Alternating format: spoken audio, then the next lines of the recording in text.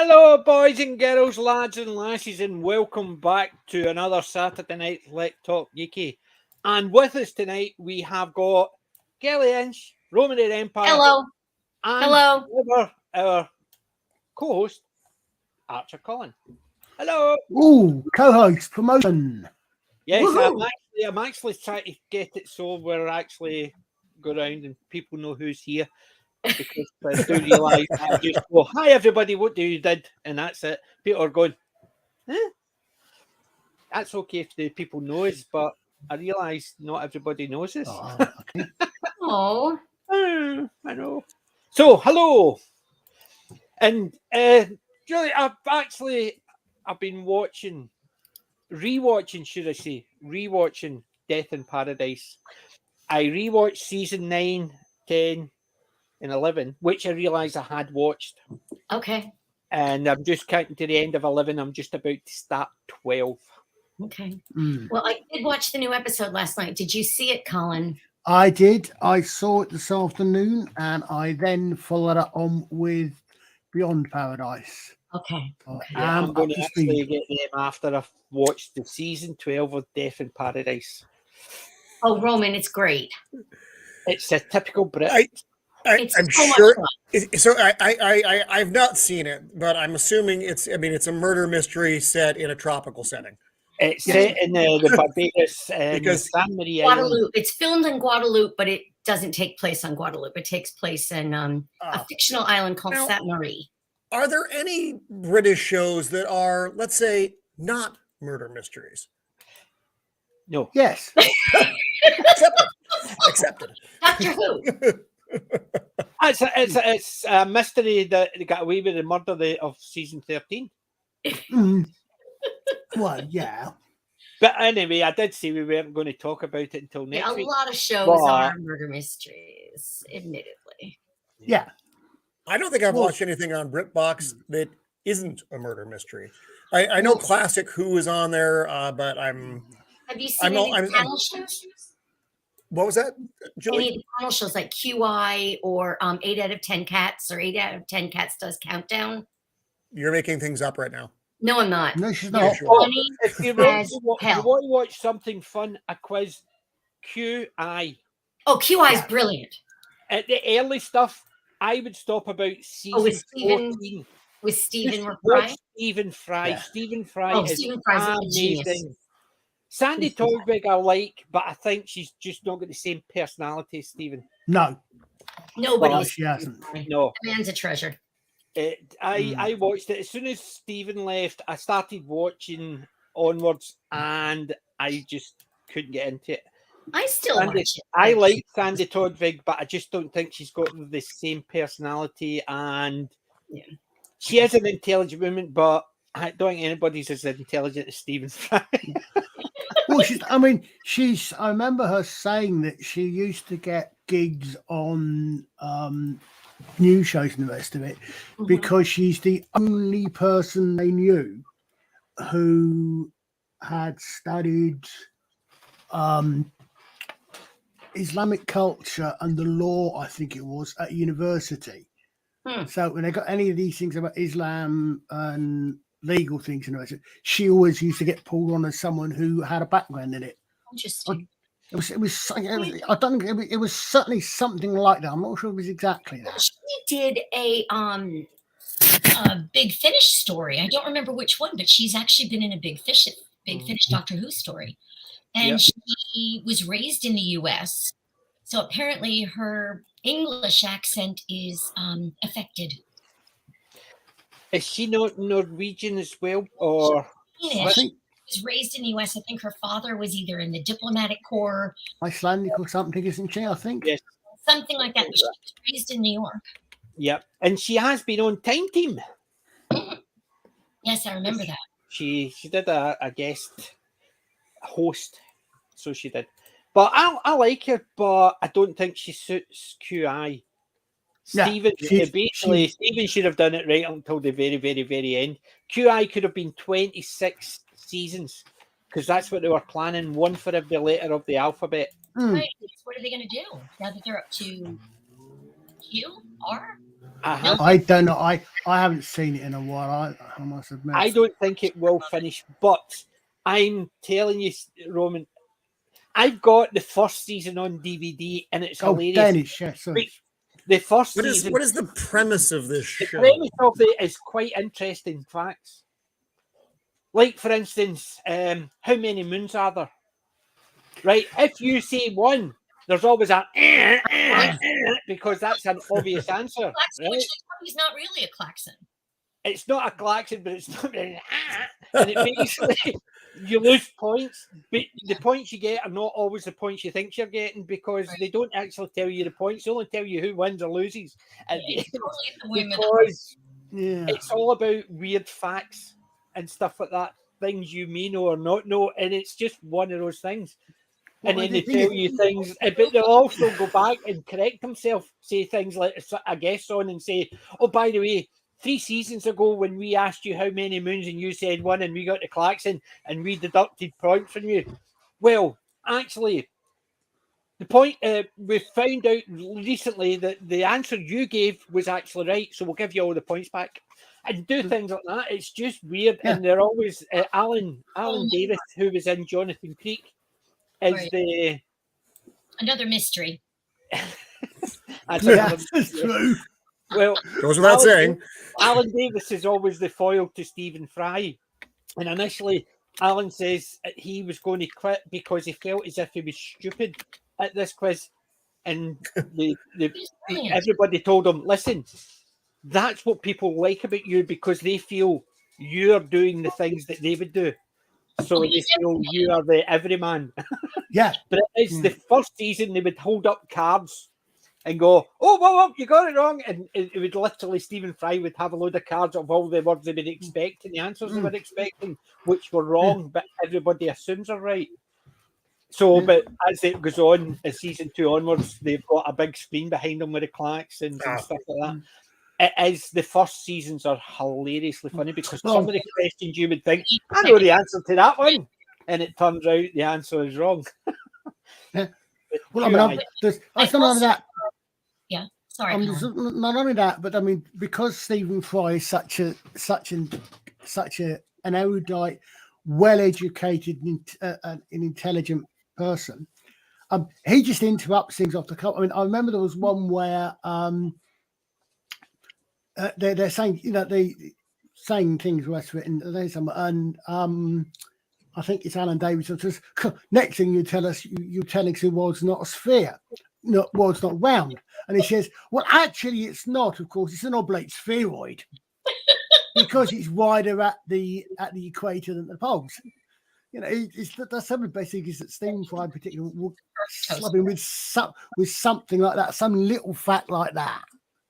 But then on the other hand, I have to say 8 out of 10 Cats does Countdown.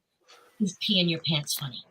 I've never watched that. I've never been a big fan of 8 out of 10 Cats. Well, this is 8 out of 10 Cats does Countdown. Yeah, but it's because it's 8 out of 10 Cats. I know. But personally, I find that show to be, as I said, pee in your pants funny. But there is some good stuff because you get some good guests in it. You get David Mitchell. He's been on 8 out of 10 Cats. He's been on QI. David is known for his rants. Yes, I know. I've heard several. I'm a David Mitchell fangirl. I have to say this. I adore him. Yeah, it's just, but if you get a chance, Roman, YouTube will have clips of it. It'll give you an idea what it's about. But okay, because right now, I have no idea what it's about. I get the idea. It's a kind of made up game showy thing. Yes. Yeah. But it's a quiz program about quite interesting facts. Yeah. Entities in QI. And here's a tip. I don't know if any of you know this. You might, but so stop me if you do. But apparently the theme song is in Morse code. Is what? In Morse code. I've heard that, but I've never managed to work out because I used to know Morse code. But yes, I had sort of heard something about it when I'd seen the documentaries about them, but I did not know. It was basically, right over the top of the head, nothing there to stop it, slow it down, nothing. It just went. but I do like it. It wouldn't surprise me if that is more for Quebec, India. QI. It would not surprise me. What? It wouldn't surprise me if some of that is actually more for QI. Oh, it probably will. It'll be. You can guarantee it'll be something along those lines. But I've got season 1 only of QI, and season 1 because it was literally the pilot season, and there wasn't a lot of money paid for it. It was just a premise out there. That to me makes it funnier because you see them try all the things you see later on. With they've got the big things at the back, the big klaxons and the screen showing stuff, whereas Stephen Fry's just got cue cards and he's basically holding them up, going oh and stuff like that. It just looks so amateurish. It's the type of thing you could just imagine them doing in a pub quiz, but they were doing it on TV for the first season, and it just makes it funnier. What's this? Somebody actually. I'm blaming you again for my problems. Actually, I have a beef with you right now. Yeah, I've got a bone to pick with somebody or two. First, I'll let you off with The Fifth Element. Okay, some people don't like. Then I hear Tron. I think, wait a minute, that's 2. One more strike. Baseball analogy. Out. Pretty good. Uh-huh. See, I can use baseball analogies. I don't like sports, but there you go. But Tron as well. Yes. Tron Legacy, I'll let you away with. No, I find Tron to be an incredibly dull movie. I can understand it because you look at me with 2001. Once I rewatched it, I just was, I used to love that, and then it's obviously as I got on, I realised it's dull as water. Well, it's funny. I mean, as we get older, certain movies that we liked or even loved when we were younger take on different aspects, and we have talked about this as well. The Thing from Another World, 1951. I used to love that movie. And now when I watch it, I see how ridiculous so many of the things they do are in the movie. Mm-hmm. And it's still fun to watch, but it's taken on a whole new, world for me as far as the way I view it. Big Trouble in Little China, when it came out when I was a kid, I thought it was fun.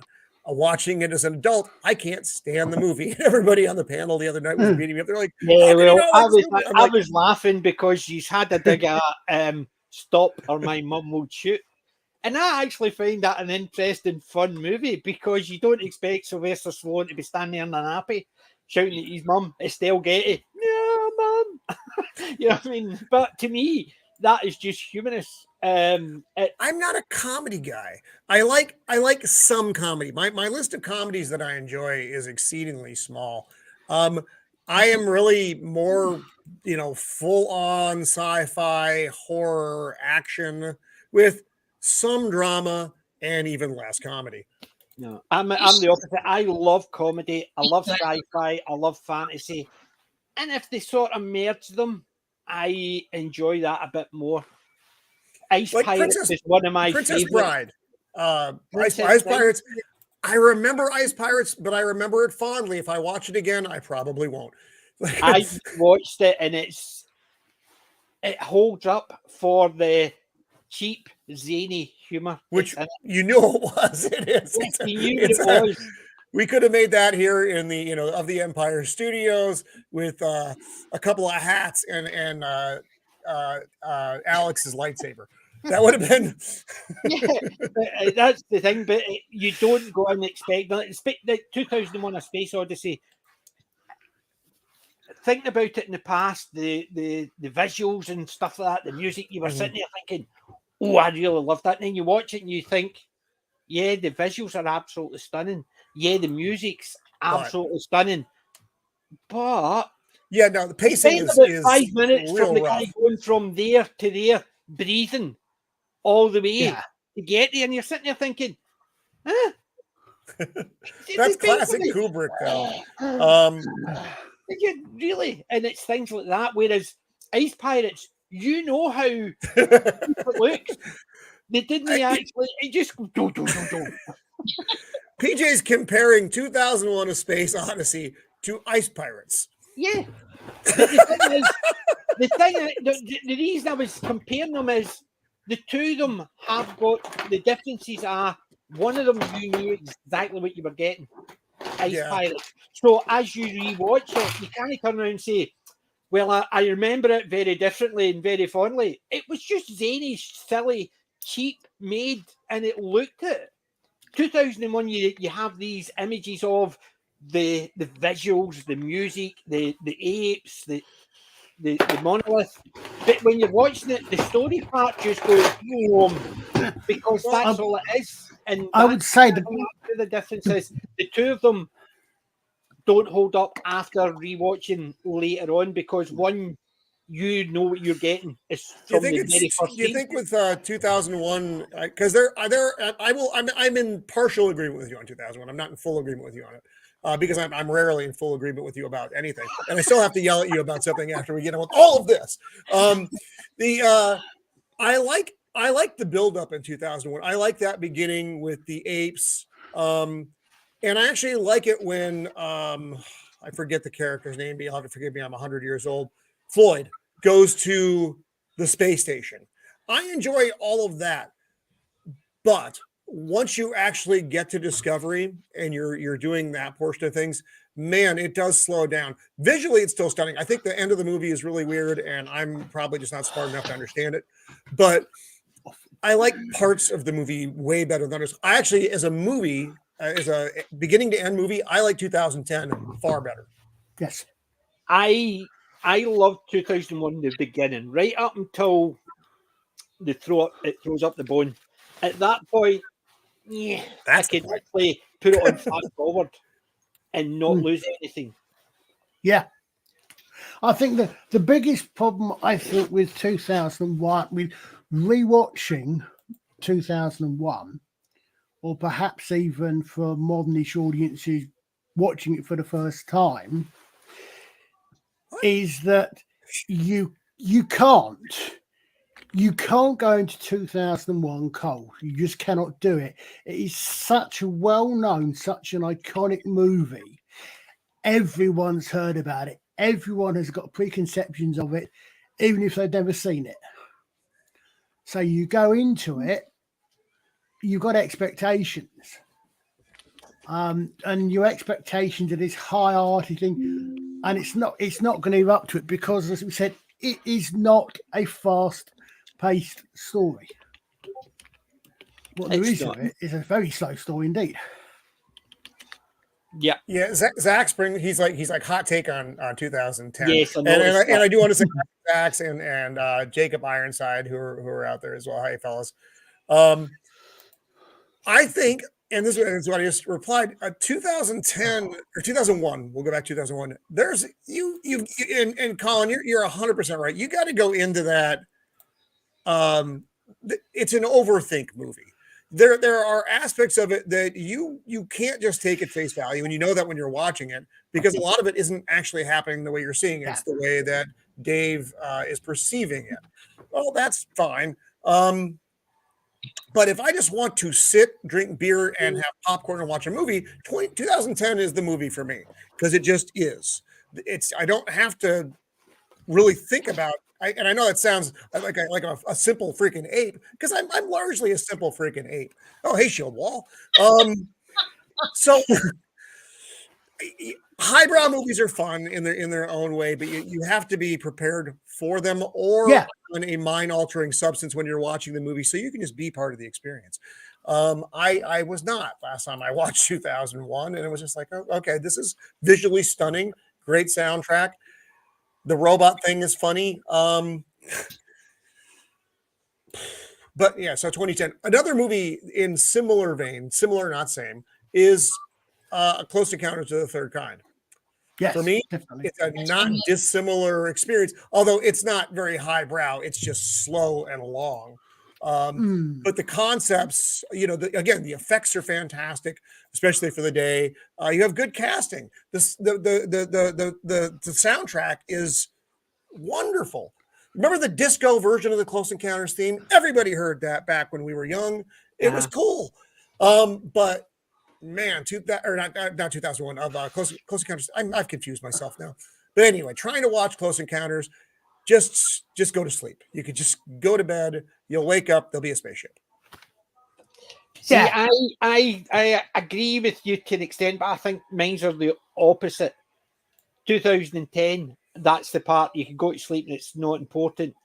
Whereas Close Encounters, I can watch it and enjoy it because it seems different. I don't know. Maybe it's because even the slow parts, I don't have issue with slow parts in a movie, but I did have issue with Stanley Kubrick's presentation of certain bits. Like the spacesuit one is the one that really annoys me. When you see him leaving and then you see him traveling the full length of the ship and all you hear is really going to either shut the sound off or speed it up. But that's the parts that annoyed me because I didn't want to sit and hear somebody breathing for 5 minutes on screen just so I could see this visual. So to me, that's the fast forward part. So is that telling me that the midnight calls I've been making to you, that's not welcome? That's unwelcome. Okay, fair enough. No, my wife is actually getting annoyed. She thinks I've actually seen somebody else.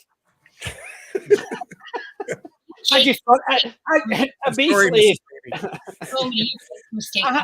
my wife thought I had an asthmatic attack. She thought two asthmatics jumped out and attacked me. I know, I should have heard them hiding. That's an old joke, that one. That's an old emo. What was his name? Remember, he was always dead white. He had the long hair, black hair. Oh, that dude. I know who you're talking about. Aye, well, that was one of his jokes. I had something Phillips? Emo Phillips? Emo Phillips, that's the man. It basically, his jokes was, I had that asthmatic attack. Yes, these two asthmatics jumped out and attacked me. I know, I should have heard them hiding. Should have heard them coming, yeah. Yeah, but that's, to me, I would rather have an asthmatic attack than watch 2001 again. But it's one of those things. It looks visually stunning. I'm not denying that, but it's just you want to show the visuals on it and just have somebody breathing all the time. And that's the part. He was being artistic. With his Close Encounters, you did have a lot of slow movements, but you didn't have like Richard Dreyfuss. He was doing that thing, and then he's got the mic going the whole time. Thank God. Thank God. You know what I mean? It's even like when you saw the spaceships, you would have maybe the whoosh and then the sounds, but it didn't have the parts of it. Yeah, I mean, I even tried when I was a kid. Actually, learned what. Remember, he did the hand signal. That thing. I recognised how to do that. However, I could rewatch Close Encounters and enjoy it a lot more. Even yes, I find it slow. Whereas 2010, 2001, I never want to have to sit through that without a remote control in my hand with the fast forward. And it's crazy. I really enjoyed that when I was growing up. But obviously, as I got older, I just realised, speed it up. Do you know what I wanted to do with 2010, 2001? I wanted to put that into my editing program and cut all those bits out. I mean, I'm not surprised. It is another one it's like Star Trek, the motionless picture. Whoa. Let's not badmouth Star Trek, the motion picture. I know it's slow in places. It's slow in places, but as Shatner says, it's the most Star Trek of the movies. Oh, I don't disagree with that. I'm just saying it's just that it is the certain bits which is. You know why it was slowed down, don't you? Because they had the story. They took the story from what was it, After Trek or something? They did that Phase 2. Phase 2, and they took one of the stories and they basically one of the stories they just lengthened it, so they had to do and they'd seen I think somebody had actually saw 2001 they did long boat, so right. you got the Enterprise porn. Yeah, And now, of course, I mean that movie was considerably later. I mean, it was almost 10 years later. But you're right as far as the shots went. The idea of the long shot. I mean, yeah, you were the Enterprise porn. That was like a 10-minute scene when you get reintroduced to Enterprise. I like that's like one of my hot take movies. I know that's a movie that not everybody enjoys as far as Star Trek or regular people, but I like Star Trek the Motion Picture a lot. I do enjoy it, and I think there's wee bits in it you could go, but not enough to actually make the movie bad for me. Yeah, I mean, I think it is. Mm-hmm. It's my second favorite after Wrath of Khan. The other ones can fit in there, but Wrath of Khan is still I think that's my number. Oh no, I still know I place it lower in my film hierarchy. It's still above 5 because I despise 5. I think I actually like it better than 6. A lot of people like 6 better because it, what it tried to make up for 5. I watched 6, and I still think 6 is an okay movie. A lot of people really like it. Is that the Undiscovered? That's the Undiscovered Country. Aye. See, there are aspects of 6 I really hate though. Everything that takes place on the Klingon prison planet, which I can't remember the name of. Mm-hmm. I hate that entire sequence. From beginning to end, I hate that sequence. Yeah. What was that called? Uropente, I think, isn't it? Uropente. Yeah. But see, there's even silly bits like Christopher Plummer. Let's listen to it in the original Klingon. Let loose the dog of war. And you're sitting there thinking, somebody actually wrote that into the script and thought that. I didn't like the Christopher Plummer part. I actually like that. No, just that one line. The let loose Shakespeare, you should have heard it in the original Klingon, and you're sitting there thinking, really?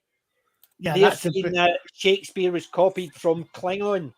Really? Is somebody actually not even told them about Klingon humor? Klingons are funny. They're well known for their sense of humor throughout the galaxy. Yeah. They're a jocular bunch. Aye.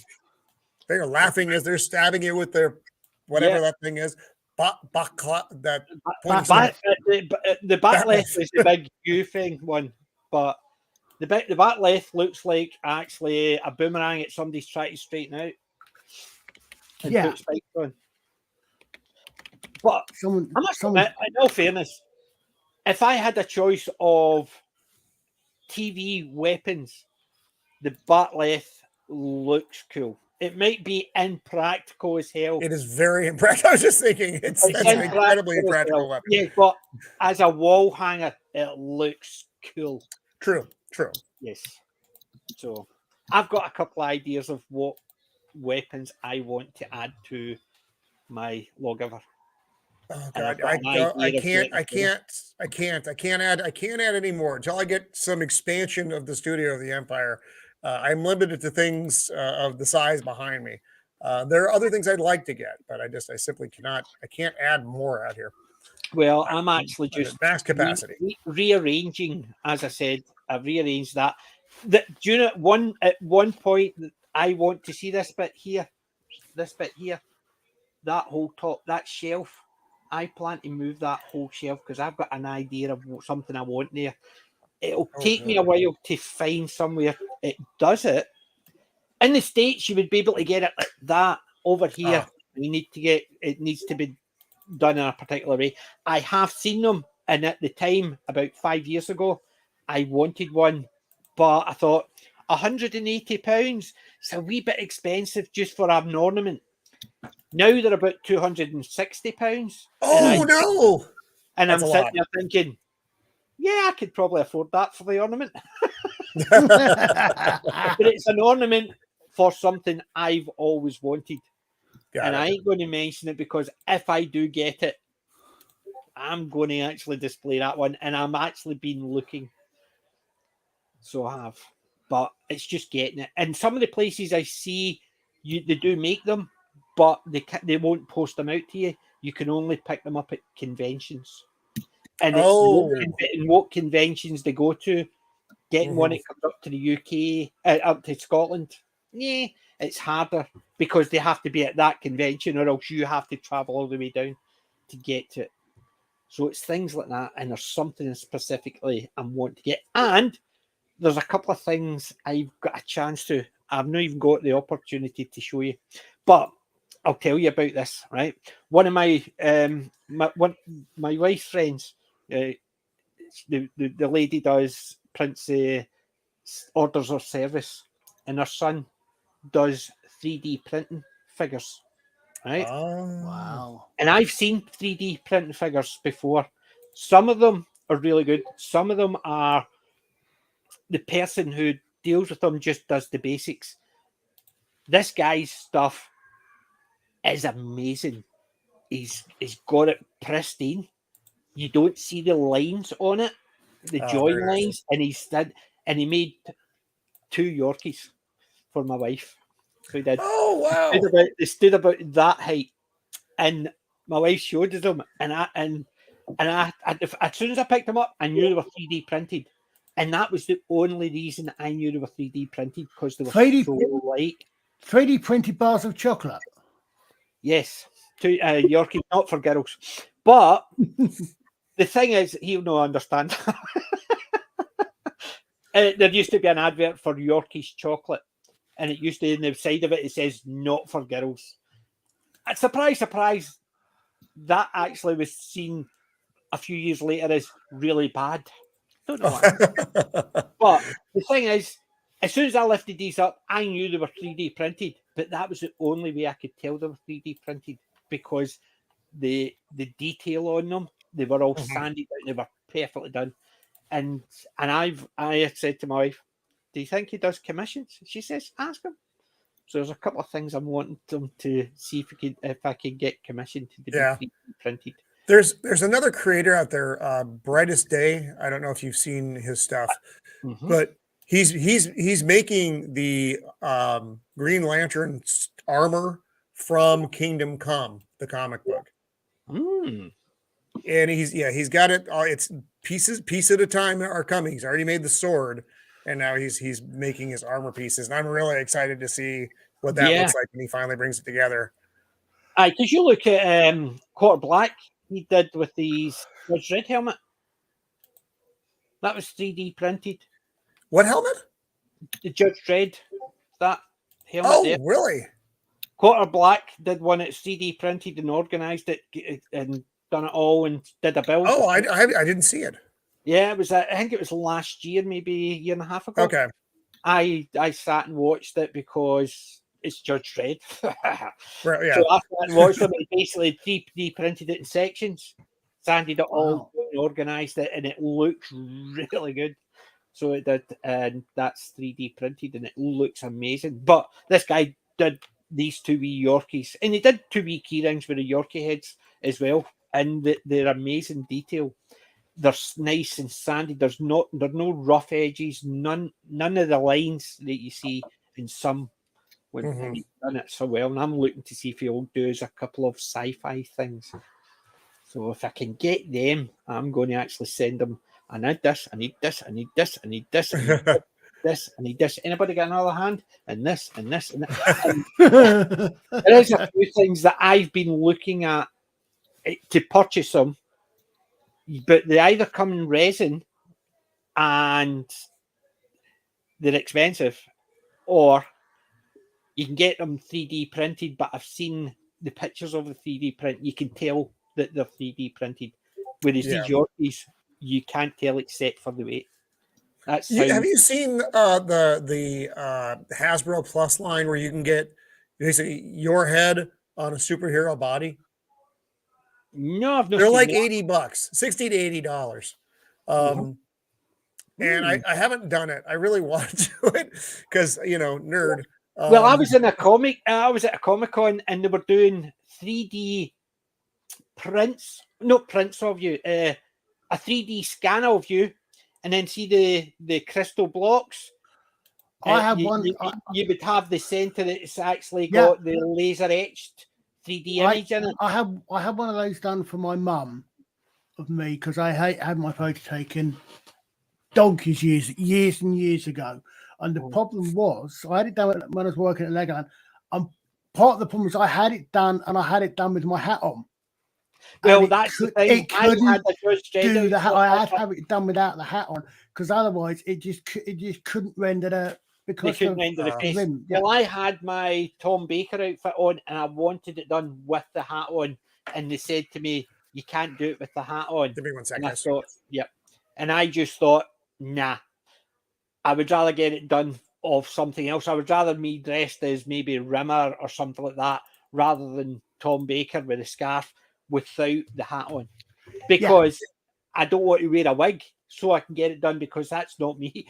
So at least the hat, it hides my head, and the head with a hat, you've got to have the hat, yeah. So, but yeah, I would like to get one done. I was planning to get one done, but for 60 quid, I didn't want to get one done that I thought wasn't exactly what I wanted. Yeah. So, but anybody else been watching anything fun this week? Well, as I said, I watched Death in Paradise and the first episode of Beyond Paradise. In here. Well, I've still got to finish season 12 before I actually start watching Beyond. But I'm not anywhere near that, so I'll wait until I've finished it. Pick up on it. It's just Humphrey and Martha now. Yeah. You don't have to finish 12. No, I will finish because if I start watching something else, I've still got to finish. I've got to finish season 11 so I can watch South Park. Oh my God, you haven't seen it yet? No, because I was waiting until I finished season 11, and I'm halfway through the final episode of season 11. I'm watching most of this week is all of these YouTube videos where people are talking about the episode. I have been seeing that, people talking about it and how she's going ape on it. Yep. Right, what superhero would you get, Roman? Apart from the Green Lantern, what superhero would you get? Captain America. Captain America. It's funny. People ask me what my favorite superhero is, and I default to Captain America. I have to have a butt in there, though. I also really Captain America's butt is America's butt. Well, so America's ass. It's America's ass. Superman and Batman are it's all, if we're really splitting hairs when we're breaking down how much I enjoy these characters. Captain America still rises to the top. I like his origin story and just his journey through the comics by and large until the modern era. But I like what he embodied. I like that he was, the World War II hero and then came back, from a frozen block of ice into the modern age. I think it's a really cool. I thought it was a really good idea, but the only problem I have with that idea is some of the superheroes I would like, then they're going to be without their mask, and then they're not really the superheroes. All they are is a guy in a suit. So you couldn't get Spider-Man because my face on Spider-Man means it's right just on a Spider-Man costume. The Flash, same idea. That's true. I mean, most of the superheroes. I mean, let's see. Do I have anybody without Thor? I like Thor. Superman. Superman. That's true. You could do Superman. Aquaman back here. Doctor Strange. Aquaman, the fish guy. Okay, Namor. Wolverine. It actually depends on which Wolverine, though. Yes, exactly. Not classic Wolverine. If you're doing classic Wolverine, all you're seeing is this. So exactly. Same as Batman. Yeah, exactly that much. Unless you're doing a 66 Batman, then you've got under your glasses.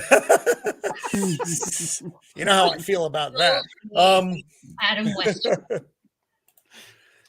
But that would be a difficult one. What superhero would you be? But I would definitely stick my head on a Captain America thing, because I have a couple unmasked and I have masked and unmasked figures. Well, the good thing is I could go Judge Dredd. It still works. It still works. The helmet and just actually showing that part of my face would still work because the helmet is Judge Dredd. We all know it's you. but is Judge Dredd a superhero? Yes. Okay. He's hero and he's super. He's super at his job. He doesn't need to have superpowers. Yeah. Batman doesn't have superpowers. I was about to say, yeah, because he's Batman a superhero. Because he's just a very well-trained human. He's not a super... He's not a meta being, but he is a superhero. He's a superhero, but he's not a super hero. Mm. Yeah. Well, it's like Iron Man, technically. He has no powers. Yeah. He's just got a big old brain. Yeah, so I would class Judge Dredd as one. He's a totalitarian superhero. See, if the far left want a totalitarian superhero, Judge Dredd, he is the epitome of a fascist state. And what you get in a fascist state is ultimate law. And yet he's exactly what they'd like. Steal for 40 years. Oh, you are actually, there was one that, there was a bride and groom running down the street. Judge. The bride goes up to the judge and says, I heard that judges can marry people. I would like it if a judge married me because it would bless it under the eyes of the law. And she hands a ring, and the husband's in the back going,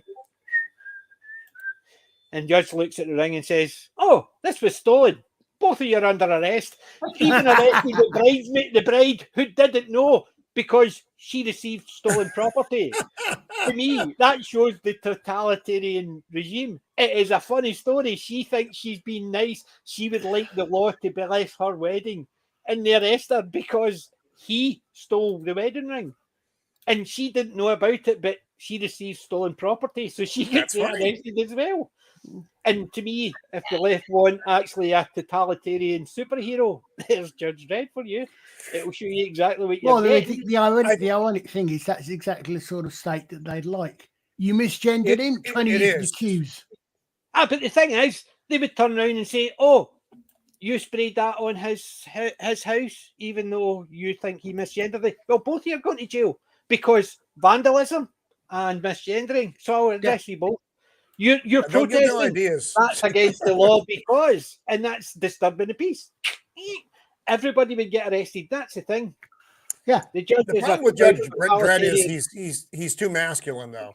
That doesn't really fit the mold of the modern leftist hero. Well, that's okay. Put Hershey as the one that's actually arresting them all. She could actually arrest them all. She's a judge.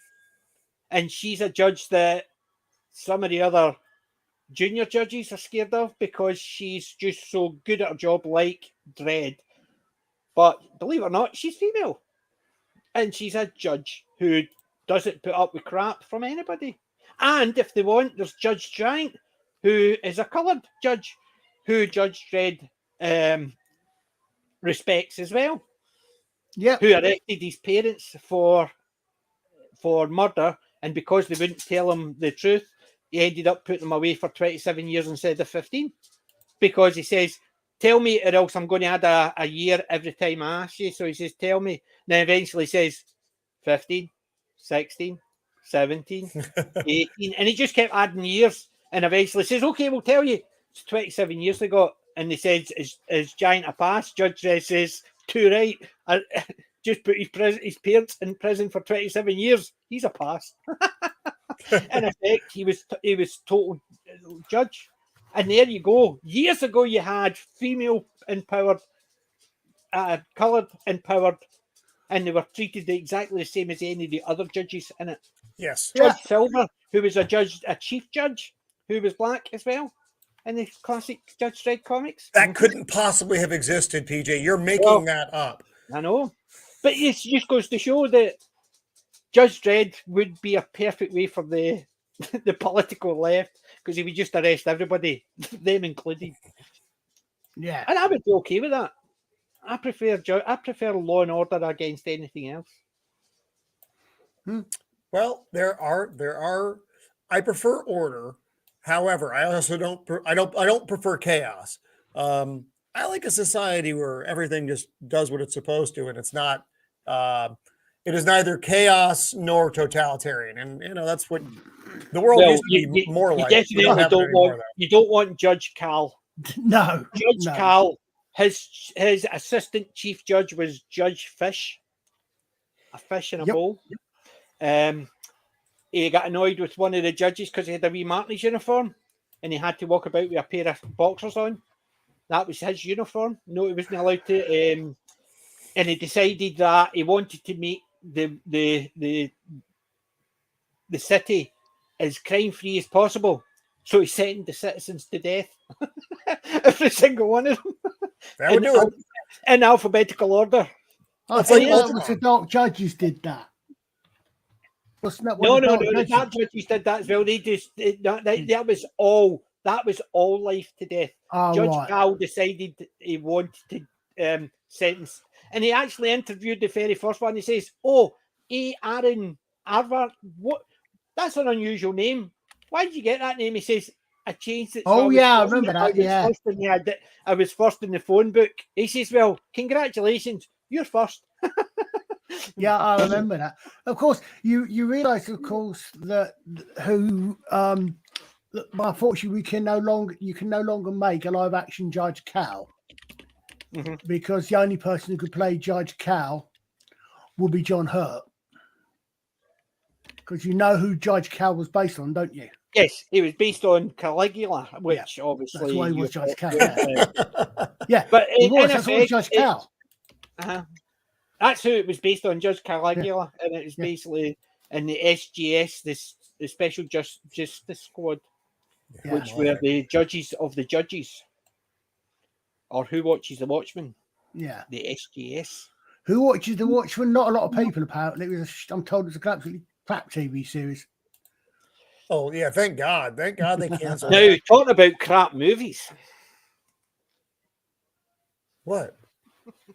Watchmen is a great movie. The series was terrible. The movie was fantastic. It's a movie I dislike, I must admit. I know. Too dark. No, it was too dark, but I just found it dull.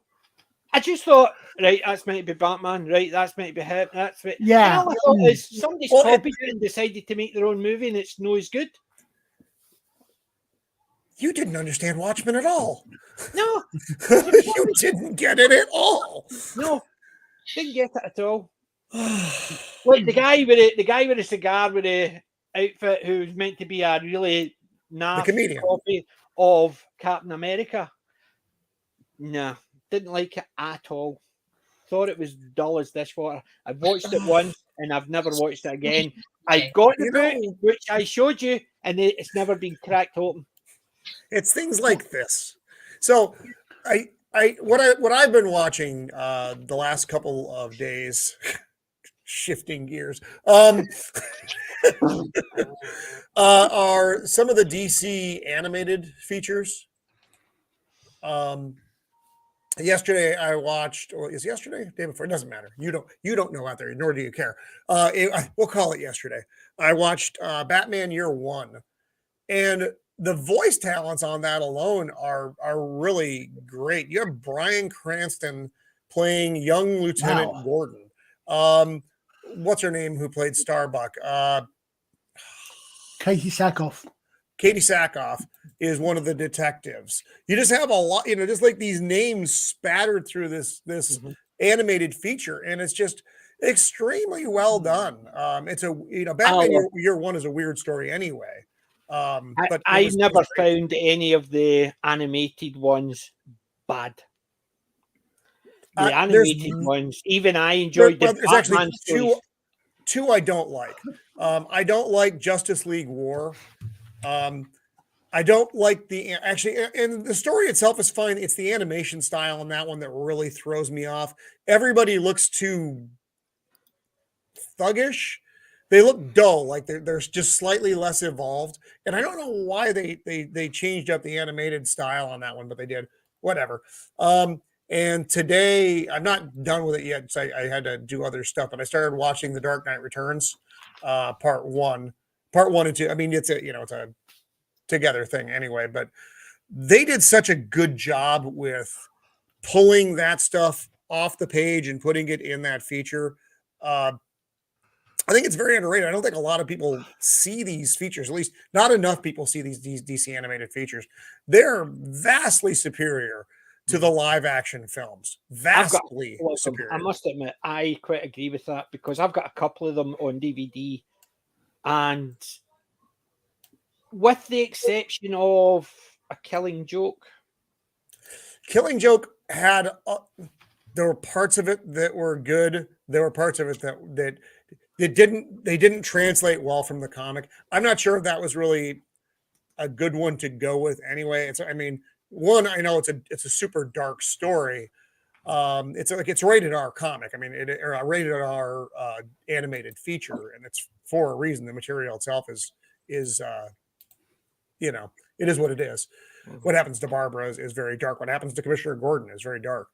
The musical number in it really threw me because the rest of it was very, very true to the comic, but then they threw that musical number, and I know there is one in the comic book, but the way it came out on screen really took you out of that strange world they had immersed you in. And it's like, what? See, the difference is this? When you've got a musical number in a comic, it is a panel. Yeah, and you're not hearing it in your head. It's unimportant, and it doesn't add or detract from the story. Yeah. But when they do it, it's like Tank Girl. That worked in Tank Girl because it was nuts. She's holding a gun to them all, and they're all going and just joining in.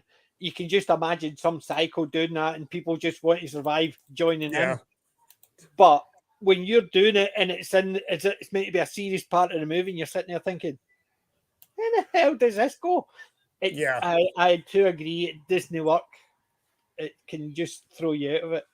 Yeah, just totally train wrecked it. Because the Bruce Timm era with the DC animated. Because he's the one who brought the DC animated universe to life and rendered with the Batman the animated series and everything that followed that up to Justice League. But then they started doing the movies, and the movies are not, they're in a completely different animated style. But you had Andrea Romano was the voice casting person, and she did a great job. The only thing that ever messes me up, they always cast a really good voice for Superman, Wonder Woman, The Flash. Whenever they used someone besides Kevin Conroy, it always screws me up because I'm waiting for Kevin Conroy's voice when Batman speaks, because he's the voice of Batman for so many years. The only time that it worked well for me was The Dark Knight Returns. They used Peter Weller as the older Batman, and I thought that worked out really great. Mm-hmm. The only Batman one I didn't like, and it was a TV series, was it Batman Beyond? Oh, I loved Batman Beyond. You didn't like Batman Beyond? The reason I didn't like it is because you had obviously the old Bruce Wayne, then you had, and I don't know, I just didn't like the idea of the Bruce Wayne pushed it into the future, and it was too futuristic for me. And I think that's where it was. It was just too futuristic for me, because Batman to me is very noir. I would have actually rather him fighting against gangsters with Tommy guns than fighting all these. And that's where I think why I didn't like it as much. I thought I enjoyed, I sat and watched it, but it's just a case of, as a superhero, yeah, it probably would be okay. But as a Batman story, I like Batman as a more noir character. I would rather see him in the 40s, 50s fighting against gangsters and characters. See, I prefer the modern Batman, and I'm a giant Batman Beyond fan. I know. Which doesn't surprise me. You and I are we're that yin yang of the nerd universe. But what I did, there are other aspects. I mean, I liked because they had a Superman episode. Basically, it was a kind of a future Kevin Conroy. Yes, that is the voice. Yes. He passed away, was it 4 or 5 months ago? Yeah. Just such a loss.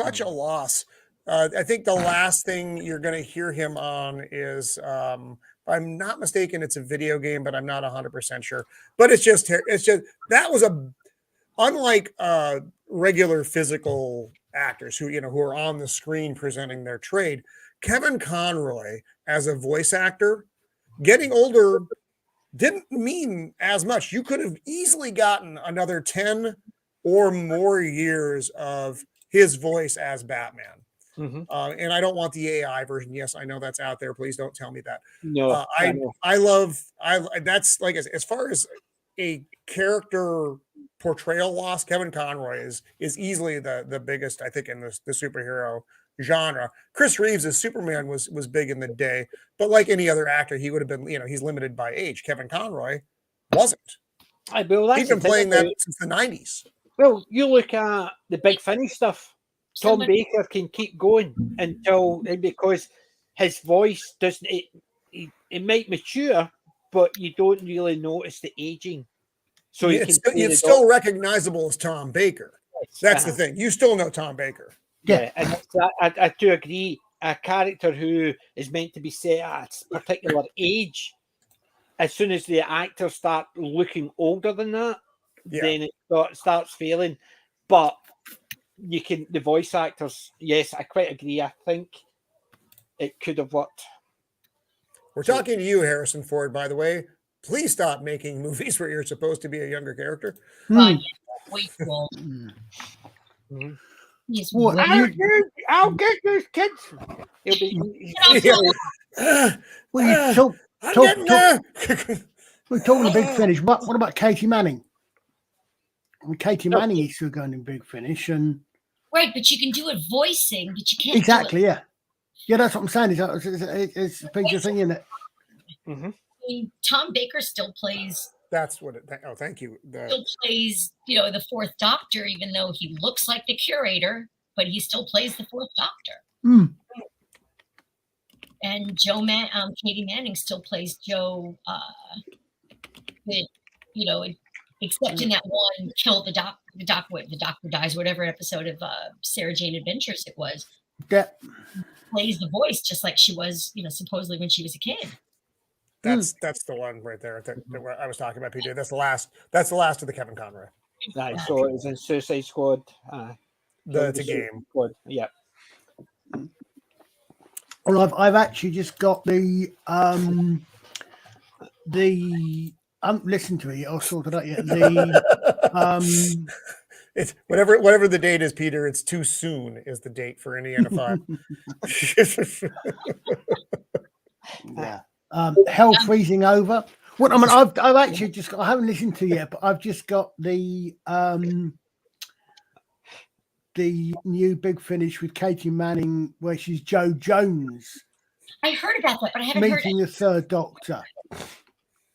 And I'm still intrigued by how can they do that, because when she last met the Doctor in the Sarah Jane Adventures, so on TV, so therefore canon, he said he'd not come back and seen them, but yet now apparently she's reunited with the Third Doctor. Unless the Third Doctor's still out there in space someplace, and she runs into him and. I mean, I can understand that. I mean, I was thinking it from her point of view, right. But no. But see, that's where from the point of view of the Doctor, fails. Yeah, that's where from the point of view of the Doctor, fails. Yeah. I'm so much that it's. You have to do mental gymnastics. It's not always worth it. Yeah, that's why I always think multimedia fails when they actually want a particular companion to be with a different Doctor. They sort of bring it in. Oh, I thought I'd knocked the Irn-Bru over there. Bring it in because you can have like Katie Manning and John Pertwee as doing a story which wasn't on TV. Yeah, as long as it happens in and back. Yeah, and basically, you can imagine they never mentioned that story before, because when they're on a new story, they don't mention an old one. No, they don't. On a rare occasion. Yeah. But when they actually say, right, this happened after the regeneration, you're sitting there thinking, yeah, really? That doesn't work, because he regenerated. He didn't regenerated, and then the old Doctor went on his own and doing his own thing separately. Exactly. And that's I agree. We don't have, again, the more mental gymnastics you have to do, the less worth it they are. Somewhere along the line, chance for a good story.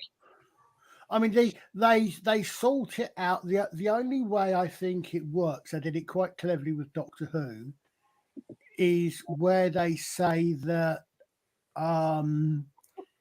if two doctors meet, they don't remember. Then the only exactly. It's effectively out of the timeline. It's if the earlier doctors cannot remember it, they cannot retain it. So the only one who actually knows it happened, excuse me, is the latest one, which is why Day of the Doctor worked, because all the way through Eccleston and Tennant and Smith, they thought that the War Doctor, they had destroyed Gallifrey. That's what they thought they'd done. Then Smith, no, because Smith is the only one that actually remembers what they actually did was they changed it.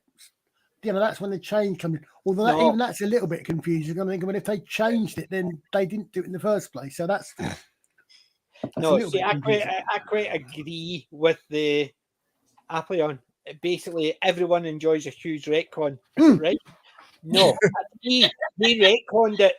They were trying to do it with Christopher Eccleston. So, say if Christopher Eccleston came back, John Hurt wouldn't have been put in as a War Doctor, right? So the story would have been still the same, but it would have been Christopher Eccleston as the John Hurt character, and it would have been part of his story.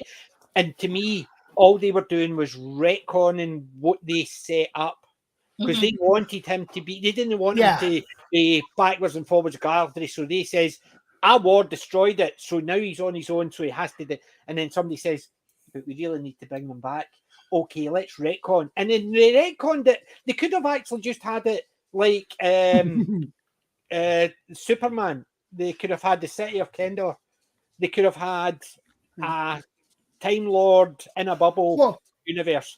The same idea as Superman. He was the last Krypton. Then suddenly other Kryptons popped up because they were in the City of Kendor.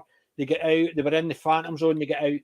Right. However, they retconned it and says, "Well, they actually didn't go away. We had them." Really? Well, I mean, I don't know. I mean, I think that you can get away with the John Hurt Doctor with a little bit of fiddling, because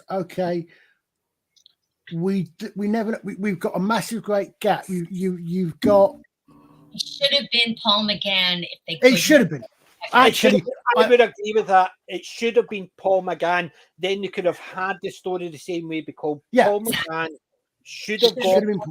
I include Paul McGann in my classics. The reason I include Paul McGann is because Sylvester McCoy was in that story. You've got a direct connection. See if they did what they did with Eccleston and just had Paul McGann coming out and just mentioned he'd regenerated, this is his first one, but Sylvester McCoy wasn't in it, I wouldn't even include the Paul McGann movie in my classics. And the only reason I do is because Sylvester McCoy's in it. In the story, I find it hilarious. I class it as Sylvester McCoy got shot and this is a fever dream. It's a very weird, because the Master is hilariously out of Master-ish. No, that movie is bad. It's bad, but it's funny bad because it's so hilariously bad. Eric Roberts, man. Oh Eric my gosh. Roberts playing the Master is hilariously bad. Even the reason about the millennium and all that, you're sitting there thinking, really, I'm half human on my mother's side. It's a fever dream. That's the way I look at it. But the only reason I've got it in my collection is because Sylvester McCoy's at the beginning. You have to have the continuity. You're a completist. You have to have it all. It's the continuity of it. However, I see it as soon as he gets shot, that's a fever dream. And the rest of it doesn't happen. You have to justify this in your head. That's hilarious. As I said to Captain Cockney Stop, is headcanon. Yeah.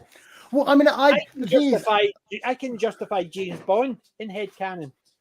It is one it is multiple characters playing the same role, because James Bond is a code name and In which case, personality. you have to make that different from the books. You Oh, have I to see. take I the don't. films I different don't No, but from the see, books. Bond like that. we're back Which is again. fine. Different media. I don't care. Exactly. Yeah. I don't care about the books because it's a different media. If I'm reading the books, then the TVs don't matter because that's a different media. Yeah, but the still What's thing is that when they're you still the try- same characters. No, they're Aren't not. they? They're No, they're different versions of the same character, Yeah, but they're we'll still go with going. that. The, But what I'm saying is, the Doctor in the I can books is read still the same Doctor, Spider-Man. just different version of. I can read Spider-Man the comics, Mm. and I can watch Spider-Man the movies, and to me they're two completely different. They are Yeah, not the same. largely, yes. Yeah, but it's just a case of they're just different versions of somebody's interpretation of it. But if something happens in the movie, like, well, Mary Jane and Spider-Man are just good friends, that's just somebody's interpretation. Oh, apparently thinks so as a sister now. I just bought the Audible version of the Doctor Who movie, and Dan Starkey reads it, and I'm really looking forward to hearing it. Yeah, because I haven't read any of the Target novels. I've just listened to them, and some of them are fantastic. Because I've heard Day of the Doctor with Nicholas Briggs. Mm-hmm. I've heard Fires of Pompeii, which I absolutely loved. Do not know the narrator, but she was fantastic. And now I'm about to start listening to the Doctor Who movie. Well, I'm actually not about to listen to it. I want to wait until I've seen the movie again. But because I'm still working on Tom Baker. I'm almost done with Tom Baker, but season 18 is just so bad that I'm having trouble getting there. I've actually got not even very good cosplay at the characters. That's the thing. I've actually got the printed version of the ebook version of Day of the Doctor's novelization, which has got one advantage over the audio version. Yep, except for one advantage. Exactly. My version doesn't have the last line in it. Yep. Because I edited that line out. So this is one thing you can do. If you get an audio an ebook version, you can edit it. And that's what I did. I edited one word out of it. Yep. The last line makes any reference to exactly. Yeah. Right, well, the thing is, what I'm going to do is I'm going to top up, and while I top up, I'm going to have to put this on because my sponsors for the month is coming to an end. So I'm going to run this wee video while I top up my Irn-Bru. So we'll be back very shortly. You muting us? And a big thanks to AG Barr for sponsoring this month's competition. To enter the competition, all you need to do on any video on the channel at PJMaybe1 on YouTube, comment #Irn-Bru. There'll be 3 prizes drawn.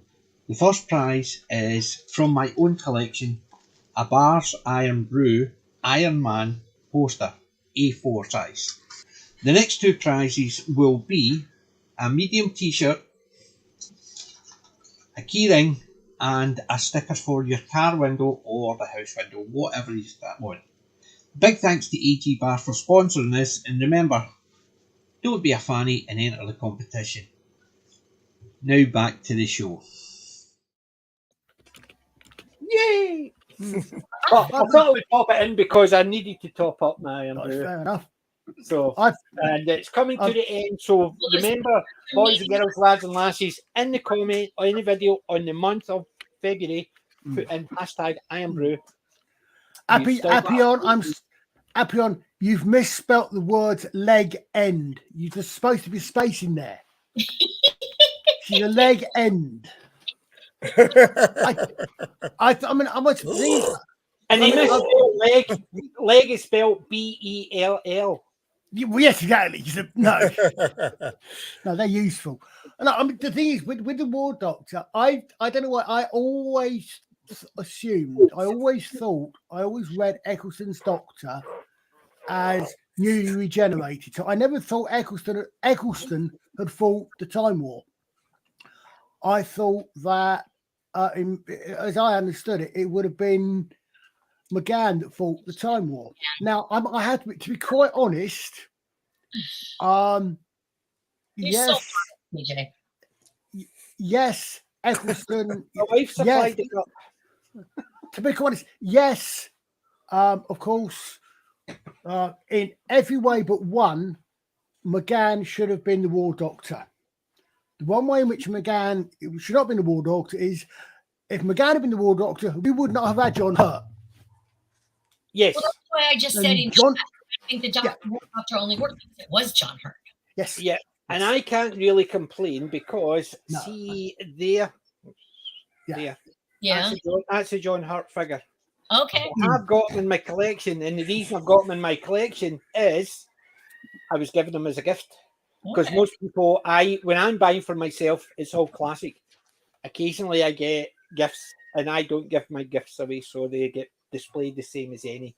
Even though, like for instance, you can see there is the sonic screwdriver from Matt Smith. It's my TV remote control that my daughter bought me. It is still there, and it's that type of thing. So I have got John Hurt. He's a. Do you know apart from the Doctor, I know John Hurt's been in a load, and I can remember him in a load.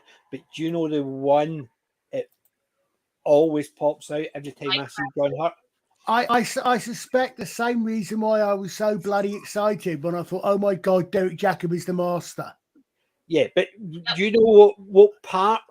Yes, I wanted Doctor Who, Claudius versus Caligula. No, I didn't actually. That's not what movie I thought of. I thought of Quentin Crisp. Didn't see it. I don't know what a Quentin Crisp is. Quentin Crisp is a movie. He plays a transvestite who was. John Hurt plays an amazing part in it. It's about John Hurt is a transvestite in I think it's the 40s or 50s, and he's being persecuted for it. And that's where your brain goes with John Hurt. Because John Hurt, John Hurt playing that character, it was just, he played it so well that people didn't actually think, oh, transvestite, whatever. They just saw John Hurt playing this character who was getting bullied, beat up because of what he thought and how he fought against it. John Hurt just made the part be memorable. I think anybody else playing it, it would have been one of those, oh, that movie was quite interesting, but every time I saw it years and years ago, I've never seen it since, but anytime I see John Hurt, it takes me that one because I think it was one of his finest performances. I can't argue the point because I haven't seen the movie. Yeah, I think it's. I will say, just surface level, you're wrong because you're usually wrong. Well, basically, I'm usually wrong on the default, but it's Roman. As I know, is not often you're right, but you're wrong again. But when I think John Hurt, I go to Alien. That's where my brain goes immediately with John Hurt. It's first, actually, it's now the War Doctor first, and then to Alien. I know that sounds weird, but that's the way my stupid noggin arranges John Hurt now. And then like the elephant. Alien, everybody remembers Alien. Also in Spaceballs. Or I actually see anytime I think of John Hurt and Alien, I think of Spaceballs. Well, that's what I just did. Hello, my baby. Hello, my darling. That was. It was just the That's fact where it goes. And Not he goes, again. Oh, God, again. I know. You got some Wednesday. You got to cover Spaceballs. Yes, they definitely do. We'll put it in for April, sometime in April. April the 1st, or as near to. Spaceballs is just one of those movies, yes. Yeah. And that way we can actually all look back and see a picture of ourselves on the screen. Yeah. We're doing it in real time. Run it back, yes. Yeah. But it's just one of those things. But you're lucky we're going to do this next Saturday. Talk about Doctor Who because we know Roman doesn't. Because you know I'm not going to be here, right? That's Roman's not a big Doctor Who fan, so he was just going to know we're bothered about it. So we were going to do it next week. That's not cool. That's not cool at all. I'm going to be listening in That's the cool as car. and I'm hell. just Man. swerving off the road. And Mrs. The Empire's like, "What's happening? What's happening?" I'm like, "PJ's talking about Doctor Who again." He burnt all the steaks last week because we started talking about it as soon as it went off. Yeah. No. He I had some breaks in my cooking last week. So I'm I was having like, a "Oh, break. no." Flames, smoke, Yeah. the house going. Brilliant. So But the thing uncool. is, we can't actually always judge when we're going to talk about Doctor Who. And did you? That just See, pops up. I was watching this one on Friday when the guys were talking about it. They kept mentioning how I was wrong, but then one of the guys in the panel kept saying how they're saying the things that I had been saying for ages. It was amazing. He was actually right. Yeah, Ian agreed with you. The host, Ian the host was is agreeing a with you. nice guy, but the other two, they were really, really annoying me because they kept saying I was wrong, but Mega Geek kept agreeing with me. No, he was saying I said I don't know. I hope I understand exactly where you and Ian are coming from, but I hope that you're incorrect. But I do understand. Wait, Ian can't talk about that stuff from the same perspective anymore because he's watching Picard. He's automatically lost all of his you know. And I've heard a lot of people. Oh, we bought Kelly. What did you do? Is my she hands in were off the 1356? My hands were off the keyboard. I went, what did I touch? Julie! It really, Stay out of the light, Julie. Stay out of the light. Don't go to the light. Roman, do you know the first thing I thought is, what did I touch? And then I realised I'm not even touching my desk. I just assumed I did something wrong. We bored the poor lady out of it. Thanks for being with us this week, folks. Hey, Let's Talk Geeky is the YouTube's version of Lost. At the moment, somebody's got above Julie going, "You're back. You're okay. Hey, send me back to purgatory." Now we're on Let's Talk Geeky. Oh, well, that's well, I don't know what happened. Now we're all sitting here awkward. It's I know. I don't know what to do now. Anyway, the guys were talking about how right I was, and that's the main reason about it is the only difference between me and Ian on these are both of us think the same about a lot of the stuff. The only difference is, to me, as long as it's a male British character. I know Ian keeps on saying it should be a white male British character, but as long as he is born in Britain, being Britain, he is British. Because to me, I can understand where Ian's coming from, because if he goes back in time, or if he goes to like America and he's a black doctor, it creates issues. We're gonna get the Rose episode all over again. Yes, and then you've got, it's the same as if you got a female doctor going back into certain times, she wouldn't be taken seriously because she's female. So that's why. But because it's a male, sorry, I disagree with you there, PJ. Female doctor wasn't taken seriously no matter what time period she was in. Well, yes, but if we're talking about in reality, Female doctor. We're actually talking about in reality. So a female Time Lord, shall we say, goes back into certain times because female, she wouldn't have been taken seriously. And I can't even add Kelly. She's actually bounced in, but device not connected again. So we need to wait. No. Right. So it's obviously with the upcoming Doctor Who series, one of the things that I'm irritated about, and I'm sure you've seen because I do collect Doctor Who stuff. Hey, she's back. You can only get the 14th Doctor if you get the 2-pack with him and She Who Shall Not Be Named. And in all fairness, is it basically, are you only allowed to get the 14th Doctor with Tupac, did you say? Or was that a different thing?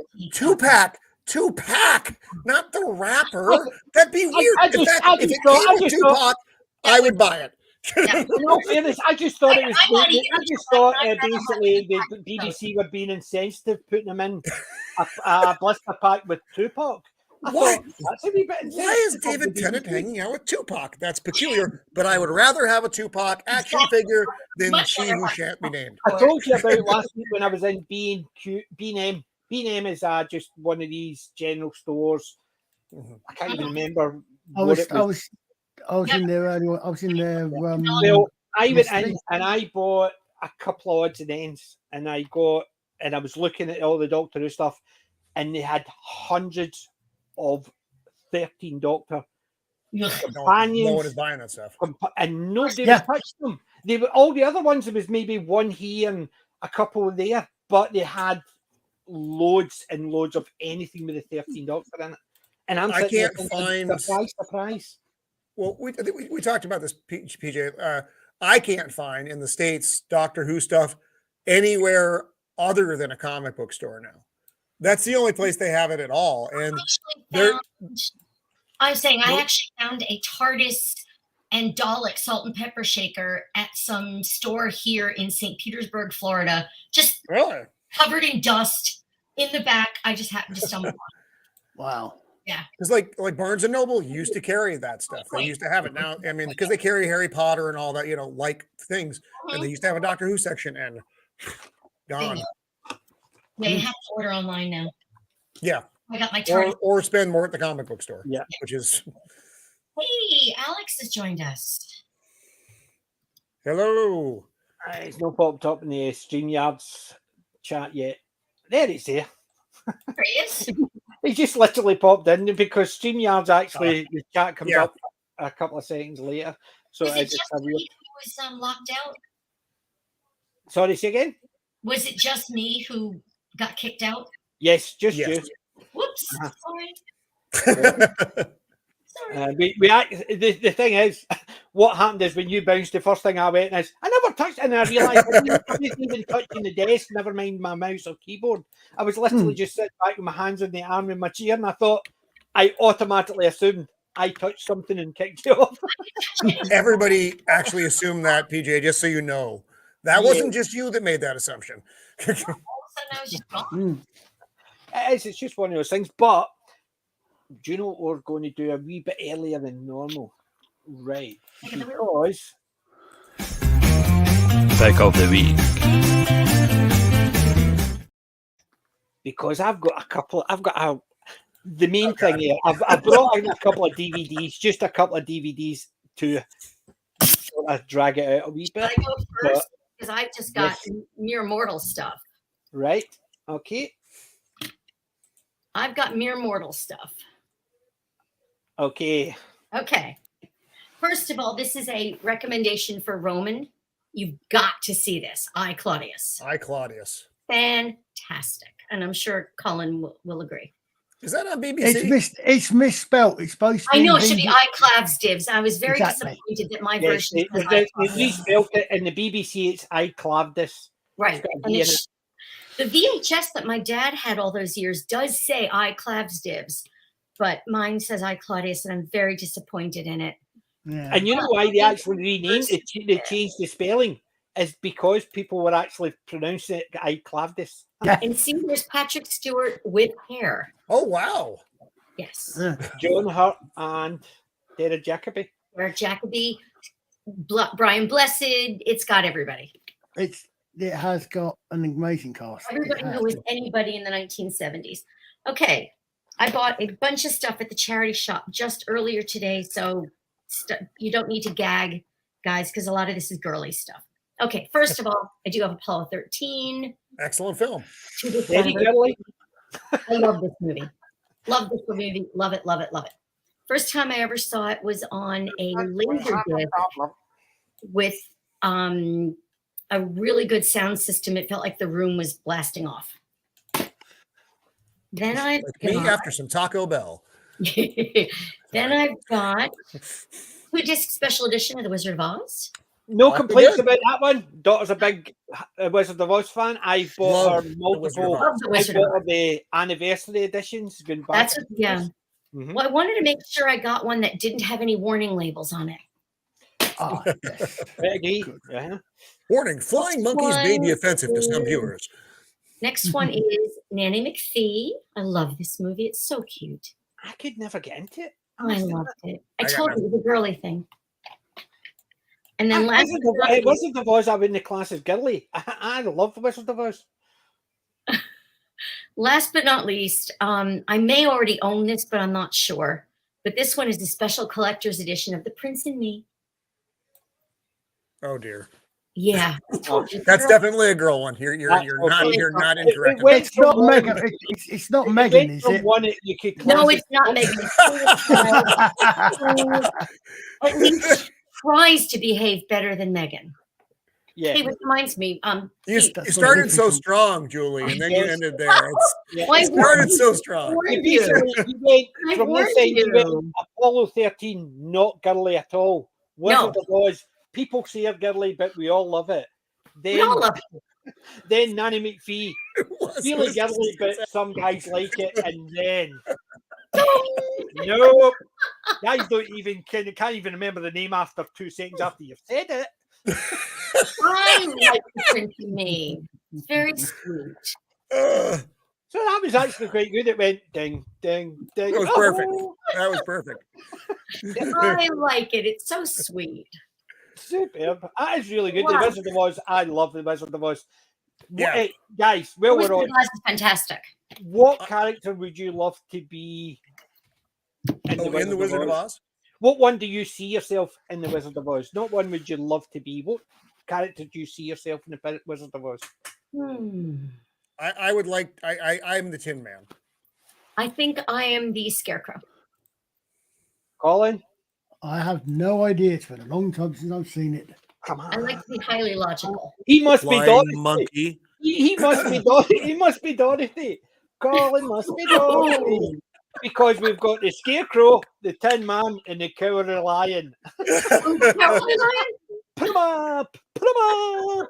I'm the Cowardly Lion. I've always loved that character. That's my favourite character in it. Hey, you don't know. I might want to be Glinda. You could be Glinda. You might want to be Toto. Aye. No, I'm not a furry.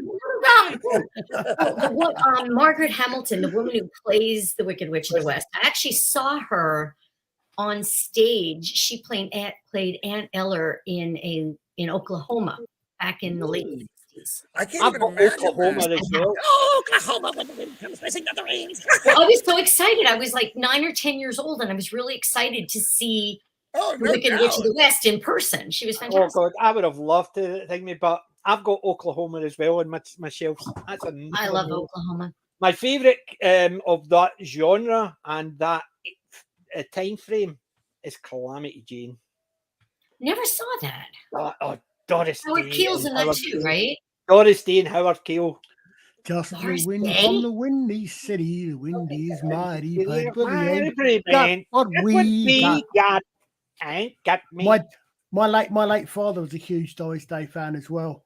So was mine. My dad loved Doris Day. Mine My mum liked Sophia loved Doris Loren. Day as well, but she used to actually slap my dad over the head every time he mentioned Doris Day. The two of them loved Doris Day. They would sit and watch it together, and my dad say, "She no beautiful," and he would do it all the time. My dad loved Sophia Loren so much that my mom got him. That's not my mom. Somebody else got him an autographed photo of her that's still in his den, even though he's been gone 18 months. Yeah. Wow. So we have an autographed photo of Sophia Loren. My dad got my mum a pound note long ago when the pound were in notes. I remember them. By Engelbert Humperdinck. No. Wow. Yes. My dad used to play the guitar in clubs. Okay. So and sing. And he was at one place where it was outside a venue and Engelbert Humperdinck was actually in having a drink. So my dad was playing and he was listening to my dad playing and singing and they were chatting. Because my dad obviously knew who he was because my mum was a big fan and he says, "You got any right on?" My dad went like that. His pay packet for the night, £1. Signed it. And he gave it to my mum and she says, "See if anybody touches this." I think about 7 or 8 years later, one of my sisters spent it by accident. I was going to say 9 months later, PJ came along.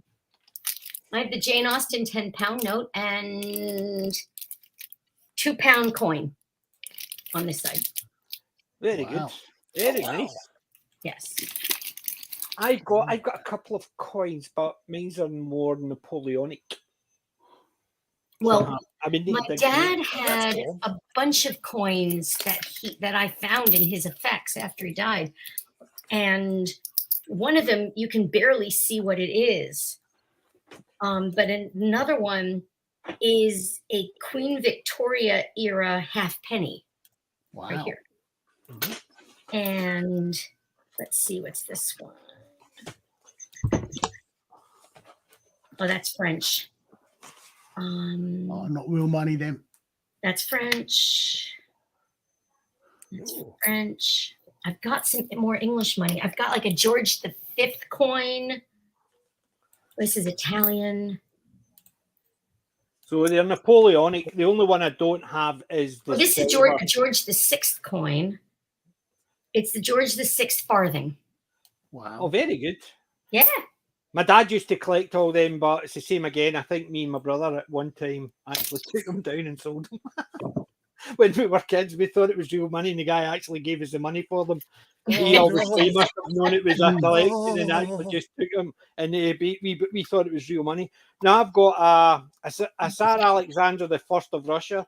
I've got the Really? Emperor Wow. Napoleon the First, Napoleon Bonaparte of France, Waterloo coin. I've got the Prince George, the Prince Regent of Great Britain, Waterloo coin, and the Emperor France, the First of Austria. Emperor Francis of the First of Austria, Waterloo coin, and I've got the King Frederick William III of Prussia, Waterloo coin. The only one I don't have is Sir Arthur Wellesley, the first Duke of Wellington coin. But that's something to look for as part of it. But I picked that up a wee while back from, I can't remember where I got it. I think it's Stanbury Mint initially did them, or the London Mint did them, and I picked up a couple, and I've just not gone back to it. But they're in my drawer, so eventually I will pick up that final coin for the collection. But This it's one all. is the George V Canadian 5-cent piece. Ooh. Wow. Now, those are coins and a half that are collectible. They're not in very good condition, unfortunately. This is Italian lira. Brown sauce. Brown sauce. This one you can't see anything unless you look at it very, very carefully. And it says, sorry, that's upside down. Right side up, upside down it says 1981. Upside down it says 1861. So you're not entirely sure. But only a Queen Victoria coin, but I couldn't tell you what it is. My dad's favourite one he always used to tell us is brown sauce. Or brown sauce for you Americans over a fan. But brown sauce, basically just brown sauce and then just leave it steeping a wee while, rub it in, and then rinse it off, and it takes a lot of the tarnish off it. Oh, this is beyond tarnish. This is almost completely worn down. Coke's supposed to be good for something like that as well, isn't it? Yeah. Basically you go, and then it basically looks really sparkly. Different Coke, right? I don't know what you're talking about when you talk about Coke. You can PJ barely is the feel cocaine the raised numbers or anything on this. It's so totally worn down. Yeah, Coca-Cola is an idea. One on it. The fizz in it. It's the fizz in it. But Prince Albert was still alive when that coin was minted. Wow. Yeah. Oh. No, I did not. Actually, I liked the series. I hated the way it ended because it ended so not ending. And I didn't like the movie at all because it didn't actually answer any of the issues I had with the end of the series. It was kind of like just another rando one-off. So no, I didn't like the movie, which was too bad. And they're doing the same thing with Justified. If you saw the Justified series, which I absolutely loved from start to finish, they're doing a movie. And I wish, frankly, they would just leave it alone, but they're not gonna. They gotta. Wow. They don't have any original ideas. Well, I've not watched either of them, so I'm okay. Anybody else got a pick? Colin, you got anything, bud? No. Any relics? Nothing.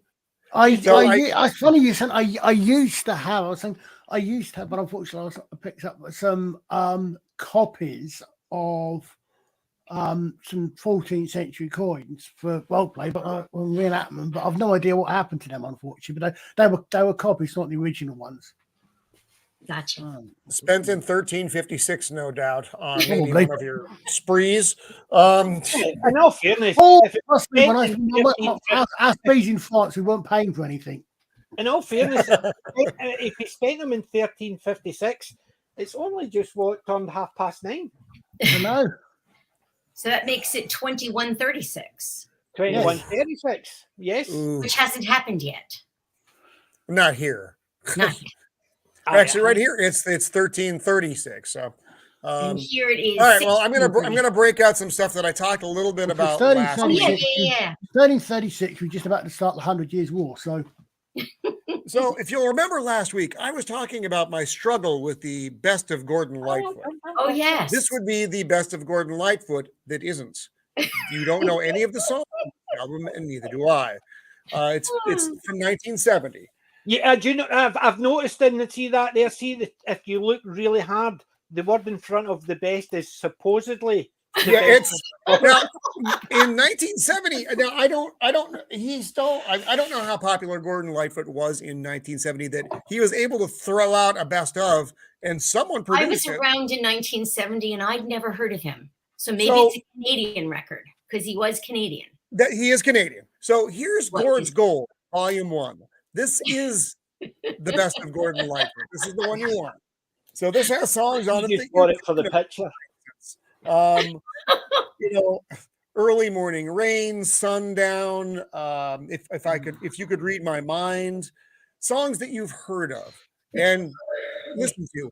And he also looks like Chris Pratt, which is a little bit, unnerving, but that's fine. It is unnerving. It You is just very The unfortunate thing is, even Gord's Gold Volume 1 doesn't have all of the best of Gordon Lightfoot, so you have to get Gord's Gold Volume 2. where he no longer looks like Chris Pratt. Where he no longer looks like Chris Pratt, but has a striking resemblance to PJ. They may be the same person. I'm not sure. So if you want the wreck of the Edmund Fitzgerald, you have to get. You see it as well as I do, folks. Come on, let me know. Is PJ maybe actually Gordon Lightfoot? So again, if you want the wreck of the Edmund Fitzgerald, you have to buy Volume 2. Moving on from Gordon Lightfoot, It's the best of Gordon Lightfoot. I got Bob Denver's greatest hits. John Denver, not Bob. John Denver, Bob Denver. It's not Gilligan. Big difference. Best Folks. of If you're Gordon looking for Heavy Bob Foot. Denver's greatest hits, you probably won't find that. So this has. I actually saw a John Denver, BBC documentary on John Denver the other night. It was very good. Died tragically in a plane crash. Yes, he did.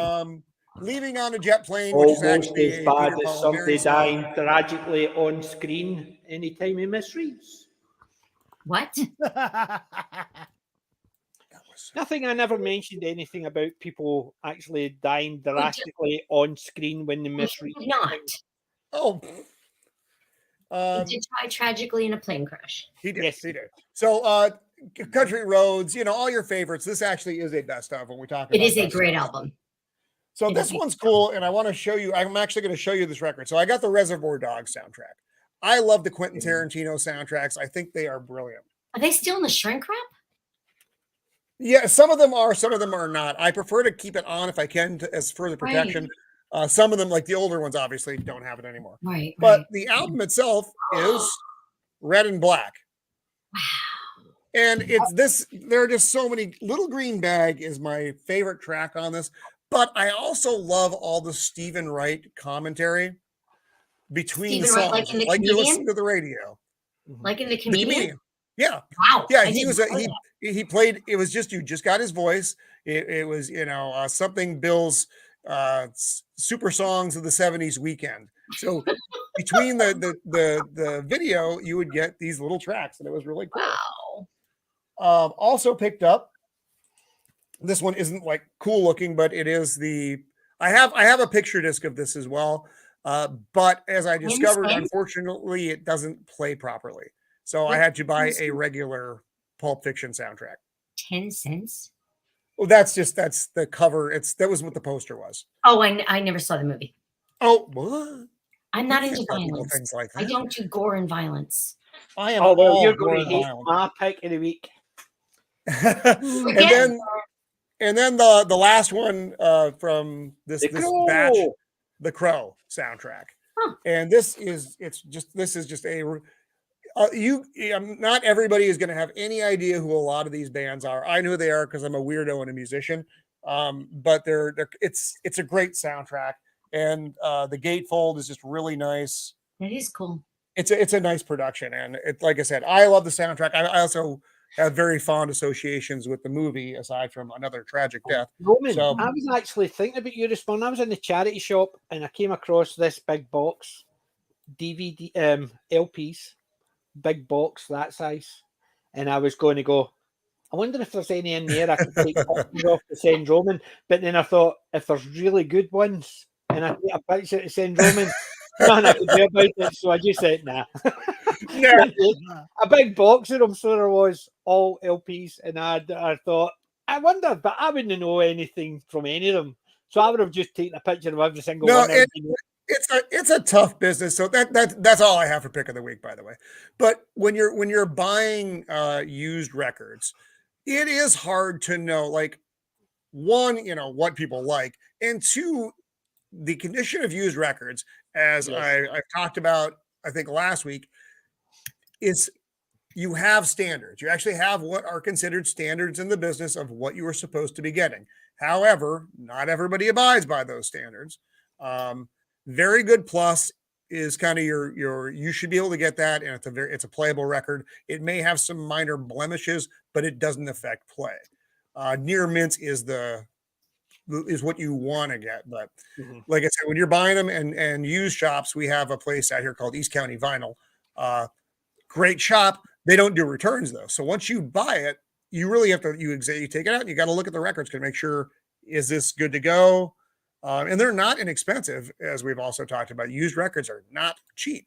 You're paying more for them now, far more for them now than when they were originally pressed. So anyway, that's your walk back in time with Roman on Hits of the 70s. Yay. Thanks. I remember the 70s. I remember the 70s. I was at school. So was I. Except I came of age in the 70s. The 70s is about the end of the 70s is about why I stopped being interested in music. Well, no, music after the 70s is what I stopped being interested in, shall we say? Yeah. I liked until the early 1570s. Hard to buy records, contemporary records of the 1570s. But I do like records of the early 80s. It's the late 80s once they started getting into these shrieking divas that I can't handle. Yeah, I mean, some of them I do, and to be quite honest, I mean, I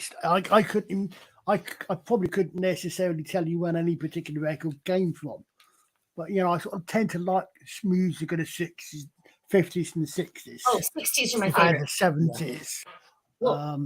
Yeah, 60s are still my favorite. Yes, I can only barely remember the music I grew up with because even then I didn't really care. But I'd showed this one DVD last week. It's because somebody had mentioned the Betty Boop. It was the Crazy Tunes, Betty Boop and Grampy. So I picked that one up. And I think Peter had mentioned it last week, so Betty Boop, and I said, there's a surprise. I'd picked that one up. So that was one of them. Another one was, you'll hate this, but Wendy would love it. Jason X. Jason X is a guilty pleasure. I know it's a terrible movie, yet I still like to watch it. Yeah. I know it's terrible, but I can't help it. Yeah. And the other one I picked up was Rear Window. Oh, wow. With Jimmy Stewart? Jimmy Stewart. Jacob Ironside is going to be doing a highlight of that movie this week on Tuesday. Ooh. Yep. Excellent. I think 5 or 5:30 PST. And he always does a great movie show, and they're doing Rear Window this week. In the middle of the night. Is that what you said? It's the middle of the night. Yes, it's the middle of the night. Well, I picked that one up, so that's my pick for the week. Well, one of Mr. Hyde's movie shows we're going to be doing another Jimmy Stewart movie in April. This one's not even been opened. So let's Jimmy Stewart was in Ape. Wait, you mean Jimmy Stewart was in Ape? No, I said in April, not in Ape.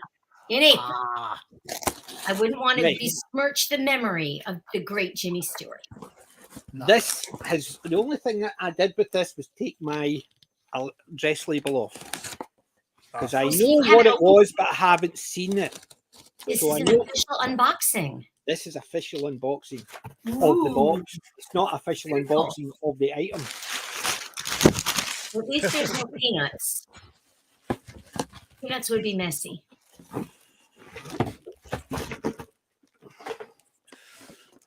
Okay. It's haggis that was ordered a year ago and gone off. Oh, yes. Oh, man. Big Chief. He's good looking, whoever he is. Gently, PJ, gently. So you get an Evil Dead poster and sticker on it. Excellent. And Ash Williams. Oh, man. So I'm going to do an unboxing So many hands tomorrow. He's got. You're going to pack it up and re-unbox it? No. I'm unboxing this. Oh, got it. He has right at the moment. He has got his 2 hands on. There is 8 other hands. Huh? So there's the glove hand. There is a zombified hand. Okay, what is and that? there's Necrocomicon as well. And he's got a shotgun. And he's posable and he'll have a stand. So I am so looking forward to it. Oh man, that's cool. How tall is that thing, PJ? You're talking about that's 18-inch. I think it's 18. Hold on. Tape measure, come to me. Here you go. Right, come on. Where's the tape measure? I had a tape measure in here last week. There. This is so PJ. I have got a tape measure, so let's lie it down. I think it's only 12. I think it's 12-inch. Okay, that's cool. It's an action man. It's an action man. Oh, okay. So same. I got it. It's like the same size as the Picard that I have. So yeah, same. it's on Big Chief figures. Basically, remember the one Jim has of Flash and Ming? Yes. Where is Jim? Eh? How is Jim? He's not even in chat. Jim's been doing well. He's just busy. He's really been busy. All right, I'll forgive him. But as I said, and even the box which covers it. Gently. Actually, still has the bit Evil Dead 2, so when you slide it off, the Evil Dead 2 is still on it. That's cool. It is so well done. I've been waiting for this a year ago. I bought it. I've been waiting for the shipping. And it did say shipping would be extra. They will not pay import. Do you know how much the shipping costs for it? Where'd you get it from? Big Chief. Where's that? It's a US web. Oh, in the US. Got it. Yeah. £6. They must have actually had them shipped to the UK before posting. Oh, that's great, dude. Yeah, that is great. That's fantastic. So I was surprised because I thought I would have had import cost as well. Yeah. But £6. That's fantastic. So I can't wait. I'm going to do an unboxing of this. Maybe before my Judge Dredd. I keep on saying I'm going to do my Judge Dredd, but I don't want to do my Judge Dredd. This one, he's going up. See where Pat Troughton stands at the moment? There. This is where he's going. Pat is getting moved down that way a bit. So yes. Got it. So that's going to pride a place. That's a beaut. And Big Chief, and I'm waiting now. I need to just do is sitting back and wait for my Laurel and Hardy to turn up, and that could be minimum spring. And I ordered it at the same time as this guy. Wow! So that was a year for him, and it's going to be a year and 6 months. Man, a year. That's just crazy long, dude. Yep. So I am But over the that's- moon that's with huge. this one. And the good thing is, even that is actually embossed. So it is. So the Ash, the Evil Dead, the picture. They've seen that. Eat the Evil Dead. The red is actually embossed. You can feel that above. It's raised. Yeah, that's great, man. So it's so well done. Even the box is actually amazingly done. And it's got the Necromicon. That's just where I go. That's the Undead Convention, the Necromicon. The Undead Convention. That's where I go in all the basically franchises. All the dead franchises are there. So the Necromicon. But yeah, they've got a Necromicon. Oh God. Now it's stuck in my head. But you see it down the bottom corner. See it down the bottom corner there? Oh. Just there. Yep, right there. You just see Latu Varata Nick to necktie. Necktie. But yeah, that is my prized possession. That superseded everything that's in that box over there. If it was a choice between this or everything in the box over there, this is getting the prized possession. So that's my pick of the week. Solid, man. Absolutely solid. That's me going to have an Ash up there. I've got an Ash up there. I've got a wee Ash there. I've got a Ash over there, who's a candle. I've got you got that much Ash. I've also got an Ash in there. You can just see him over there. Yeah, what have you been burning with all that ash? And now I've got a big Ash. Money, apparently. I just like people looking at my big Ash. You need to get a vacuum cleaner to clean up all the ash. So that's my new pride of possession. So it is. So that's excellent. The Witcher and his horse looked really good. Now that looked better. That was a good unboxing too, by the way. Your Witcher. Yeah, I was surprised. So did you get stabilization finally? I know the horse was not. The horse will not rear up. You cannot get it to rear. Did you want him to? Out. Yeah, the tail clips out, so you can actually move. You set that as a third, but because the figure on it, the figure puts too much weight, and it just keeps bringing it forward. If you took the figure off, you could get it to rear up. But on the back, the picture it shows the two of them together, it reading up, and I don't think you could get that. It just will not work that way. But it stands up quite the thing, so it can freestand as if it's galloping. So as long as you put the four legs on the ground, as if it's trotting, it stands fine. So I didn't need this, but I think a stand underneath it, so it just had a flat bit. You might be able to actually manufacture something with like a 75 gauge wire. That's like the super thick wire, and just because that way it's barely visible, but just as a brace for under the legs in the front. That way you can rear up, and that will you make a. I have a guy. I've got a guy. I'm saying we got a guy. But I watched a video and he used the 75 gauge wire. He wraps it around a can so you have a round base, then go straight up with it, and then make a U, and then you've got a stand. And you just need to get the wire and a pair of wire cutters, and you can make stands for anything, action figure wise. Well, see, I was thinking, remember, for my gun, I was looking for a stand for it. I got pistol grips or pistol stands. There was 3 of them, L-shaped ones. Each of them were slightly bigger. The one that was too tall just didn't work. But because of the way the gun sits and how smaller barrel, thicker at the back, I just stuck the 2 of them back to back, and it basically gave me that stand. I may still have the taller stand, and it's clear, so maybe that's sitting underneath. Yeah, will actually be enough just to hold it up. But if I can, it's something I would like to do.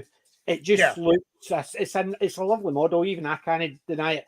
And I've got The Witcher season 1 and 2 for watching, but I've got to finish Death in Paradise. I've got to finish so many things. So many things. There's just and you have to watch South Park. I've got South Park after this episode that I'm watching at the moment. That's me finished season 11 and South Park 1 and 2. So we're discussing South Park next week? Yes. Okay. Yes.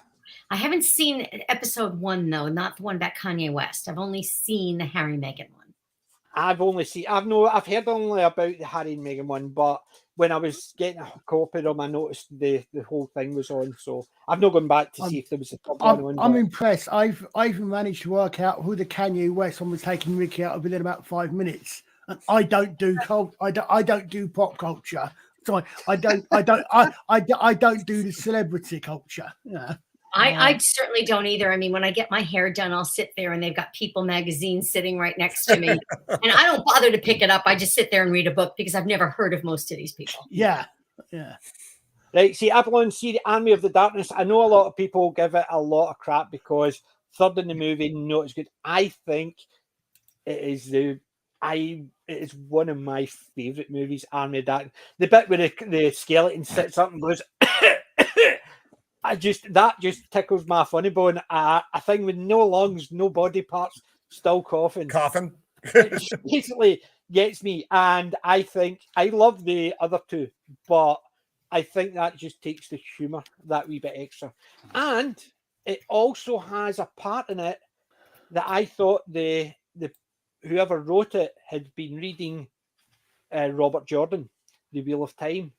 There's an episode, and there's a part in The Wheel of Time where Rand wakes up and the power has gone off, and his images appear in all the mirrors in the room, and then they start attacking him. So he keeps smashing the mirror, and it's smaller and smaller images, and then eventually he uses his power to come out. Whereas in that part, there's the part where all the images are attacking him, and I thought I have Tiny Ash. Tiny Ash is right there. You can't see him, but he's there. He must be really tiny then. He is. He came with the 6 Sense action figure. He's the little Ash. I've actually even got a candle sitting over there. I picked up at the last Comic-Con, and it was only I saw the candles and I was walking past them, thinking candles aren't my thing, and there was an Ash, and I thought, much of that. Apparently, candles are your thing. Do you like the candles? And that one. That one. She says, do you want the one that's this smell of that? I don't care. I'm not burning it. I don't care. It's not getting burnt at all, ever. So I don't care if it smells like crap. It's never getting burnt.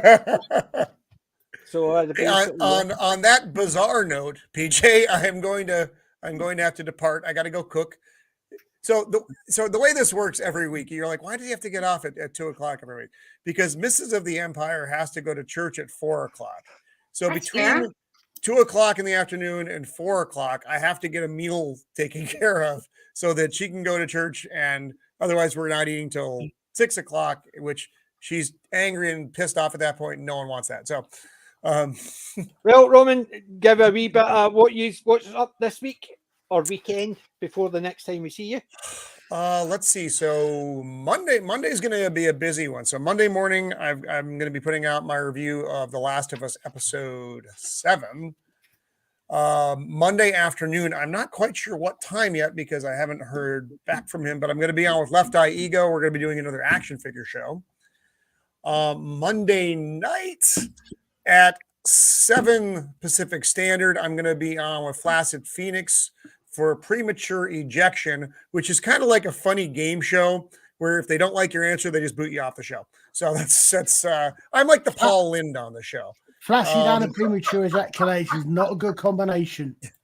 That's the nature of the beast with the flacids. It's embarrassing combination.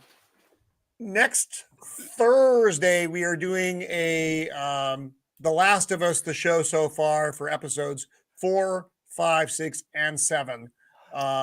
That'll be at 5 Pacific Standard. So again, the middle of the night for you guys. Yeah, and then I'm off for the weekend next week. Yeah, I thought The Last of Us was one of these ones. It was a horror zombie apocalypse. I didn't realize it was a romantic love story movie. There's a little too much romance in the show for me. Yeah, but you think they would occasionally have zombies in it, but accordingly, there's more romance than there is zombies. There's far less zombie in my zombie apocalypse than I would prefer. But I'm committed to the show at this point, so I have to finish it. And according to and so you should be committed. And according to the rabbi, a lot more gay romance as well.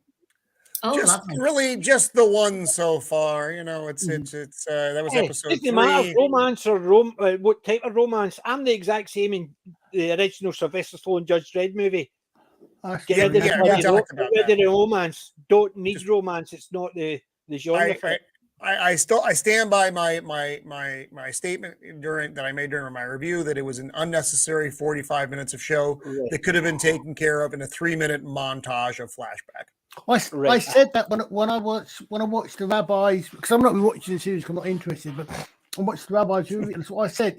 From what you're saying, it sounds like it was a very good story, very good, very powerful, very good romance story. Possibly could have been a one-off on Hallmark or something, but it sounds like no, I'm the way and that was he was saying it was a very good. Very, Hell, I'm a girl and I don't even watch Hallmark. No, but, well, I don't know, but that's the one I normally the Prince and Me, Julie. The Prince and Me. But it's So- better than Hallmark. It's got real I do actors have in to it. roll out as much as I would like to continue having this conversation because I do love this topic, even if I only somewhat like the show. So Okay, 5 anyway, minutes to start guys, talking about Doctor Who. Hey, the guys. Prince and Me has real actors in it. do like not start Ben talking about Foster Doctor Who. I got to tear things down this week. and Ben No Miller. problem. Roman, Apollo asked for your channel. I've put a link to your channel. Okay, in the cool. chat. Thank you for asking, and thank you for putting it up there. I appreciate it. Yeah. All right, you guys. Well, have a good week. And I'll see you around the interweb. 2 weeks. 2 weeks, a week and a half. Nobody knows. It's the mystery. But No anyway, you guys problem. take care. Have a nice weekend It's next a time. privacy tour. Conspiracy No. talk? No, privacy. It's a privacy. Worldwide on a privacy tour. tour Oh, from Harry and Meghan. They did their worldwide privacy tour, which is very reminiscent of the magic. I got to leave on Harry and Meghan. Everything was going so well. You got to I watch guess. this episode. It's hilarious. Bye. Right, Doctor Who now. Okay. No, seriously, talk about the worldwide privacy tour. If you notice, the music is very similar to the Magical Mystery Tour. Oh, now. And Well, all the graphics and everything are very similar to the Magical Mystery Tour. Well, I genuinely wonder if in a couple there's a couple of things in that which in a couple of years' time I suspect may actually turn out to have been quite prophetic. Oh, absolutely. South Park rarely. I'm looking forward to you seeing this, PJ, because it's hilarious. I mean, until PJ's seen it, I won't say what. The South Park is prophetic, whereas the real life is pathetic. Yes. Well, yeah, I'll go along with you on that. Yeah.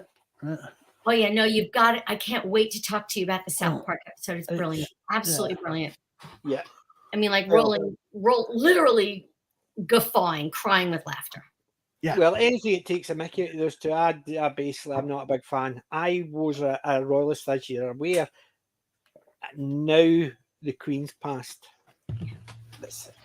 No interest in the royals because now if it was Princess Anne, who was the Queen? Princess Anne's fantastic. If it was Princess Anne, who was the Queen, I would still be a royalist. I'd love her. But Charles, no, I could never get behind an adulterer in any way. Well, Princess Anne was an adulteress. She was having an affair with Tim when she was still married to what's his name? But I said an adulterer.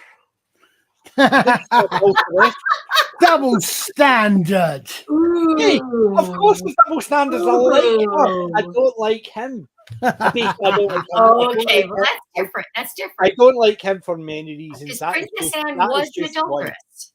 That is just one of the reasons. It was well known she was having an affair with Sir Timothy when she was still married to Mark Phillips. Well, to be honest, Charles wasn't. It is a thing in the Royals, and I know I'm aware of it, but that is just one of the things. There is a lot. I get it. I'm not a fan of Charles either, to be brutally honest. Well, the fact is, he dips his toes in politics. Yeah. Even though he's not meant to. Agreed. He should not have done that, but he's been doing that for years, calling Cumbernauld a carbuncle. It is the building he's talking about is a shithole building. It looks Which one, the awful, Gherkin? but he called it a carbuncle. Which is this, the Gherkin? No, Oh. this is the one in Kilmarnock. No, Kilmarnock. Mm-hmm. Cumbernauld. Cumbernauld shopping centre. Because the Gherkin's pretty ugly. Yes. Mm-hmm. I must A admit, lot of the new buildings are absolutely hideous. Yeah, they I are. would actually take 99% of the new builds that are the new designs and just bin them. I would be happy if the city turns around and says, nah, just rip them all down and start again. What do you mean you can't afford it? We don't care. Rip them down. It's funny. New York is obviously a much newer city than London, but New York, even its newer buildings aren't as ugly as some of the buildings in London. Yeah. The thing is, even the old tenements, right? The old tenements. I lived in a tenement. Yeah, the old tenements looked atrocious at the time, but based on the newer builds, they look superb because, believe it or not, nice thick brick construction, which guess what, keeps in the heat. So you've not got a brick or two bricks width of the whole building. You've got bricks like that, solid grey sandstone or redstone buildings and stuff like that. The buildings actually still hold up. The rooms were big. Fair enough, it's usually 3 or 4 houses of the time built into one now. So you would have maybe a wee close get in and there was 3 one-room flats, and that's what the people at the time. Now what they've done is they've all been knocked into a flat in the one floor, so it's like a living room and kitchen and bedroom or 2 bedrooms. So they've extended it that way. Same idea as this house we're in just now. It used to be 2 flats. It's one flat and an extension. It's just all been brought in. But that's what they did. But the thing is, the buildings look great. You drive into town, and what do you see? This big, massive glass monstrosity, or these weird metallics, twisty. You get rid of them; they look disgusting. Yeah. And the thing is, some people know it. So what they do is they don't like politics. Yeah, but some of the buildings they even do is they know they're disgusting. So what they do is they keep the facade, then the buildings behind it, so the facade is actually covering it. And but from the inside it looks all modern. From the outside it looks. Unfortunately, Prince William is doing a lot. Sorry, the Prince of Wales is doing a lot of what his father did. You know where he stands on issues. I know, that's the problem. Yeah. I mean, the Queen, God rest her soul, you never knew where the Queen stood. And that's exactly what the monarchy say. It's supposed to be above politics. You never knew where George VI stood. You never knew where George V stood. Yes, you did know where Edward VIII stood, and he was not a good king. But the thing is, now, in effect, he's actually standing behind a particular political party. Exactly. He might not say it, but his actions are showing it. Yeah. And all that's doing is effectively you're taking half your subjects and says, I don't agree with you. I mean, it's really hard. I mean, granted, I'm seeing this from the outside, but I've always been, my father was a historian by profession. He taught British history, British constitutional history. He was a member of the Royal Historical Society. A fellow, rather, of the Royal Historical Society. And so I was raised with British history. I mean, I can recite all the kings and queens of England going back to William the Conqueror and before. And so I do know more than your average Yank. And given that I know for a fact that Winston Churchill was a real person, I know more than a lot of Brits. And probably, yeah. And Elizabeth, one of the many, I mean, I admired her so much. And one of the things I admired about her is that she was so good at her job. You never knew where she stood on an issue. But at the same time, you always felt that she understood your position. And she understood where you were coming from. And Charles definitely doesn't do that. Yeah, I know. No. And that's the thing. That's why And I have a problem dealing with somebody who sympathizes with labor that much, especially given how anti-Semitic they are. Yes.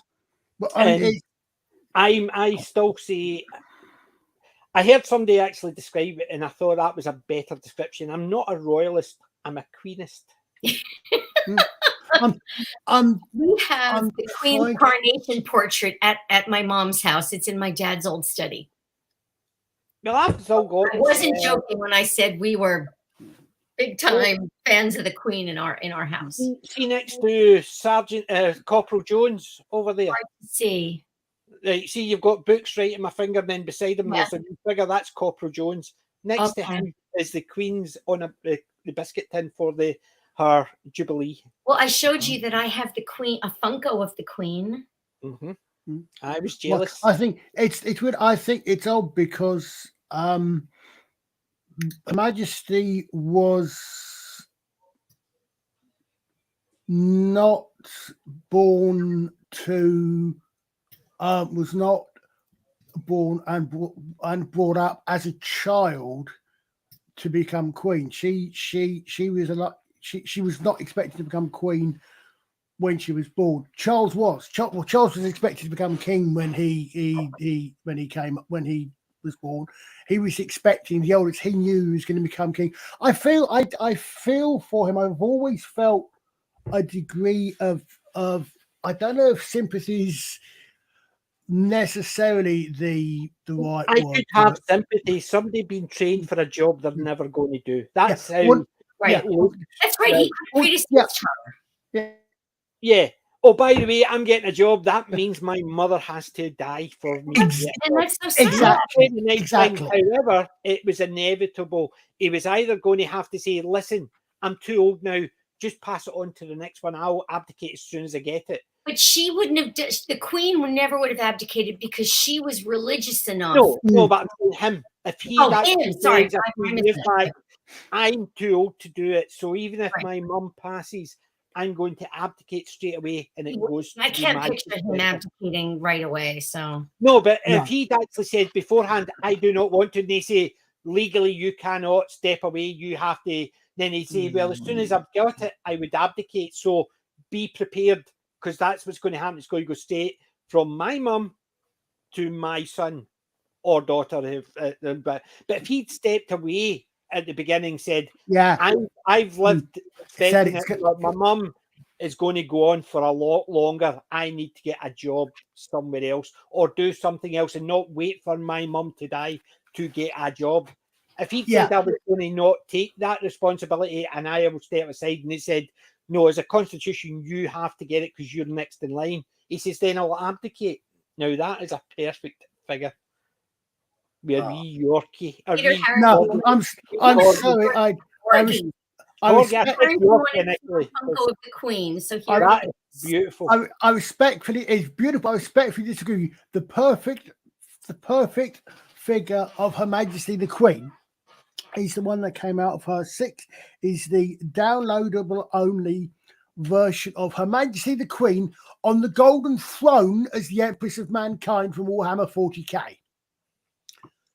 Somebody actually did that one. The Queen, or I think Midwinter Winnie's did one of it. It's the Queen. Admittedly, it's the Queen. Somewhat augmented up on the golden throne as the Emperor from Warhammer 40k, but it's the Queen, and it is. I wonder if I'll allow it. But I've never seen that one, and truthfully, I dislike pictures of the Queen in anything out with. That is a superb one. I've got the DVD from A Princess to a Queen.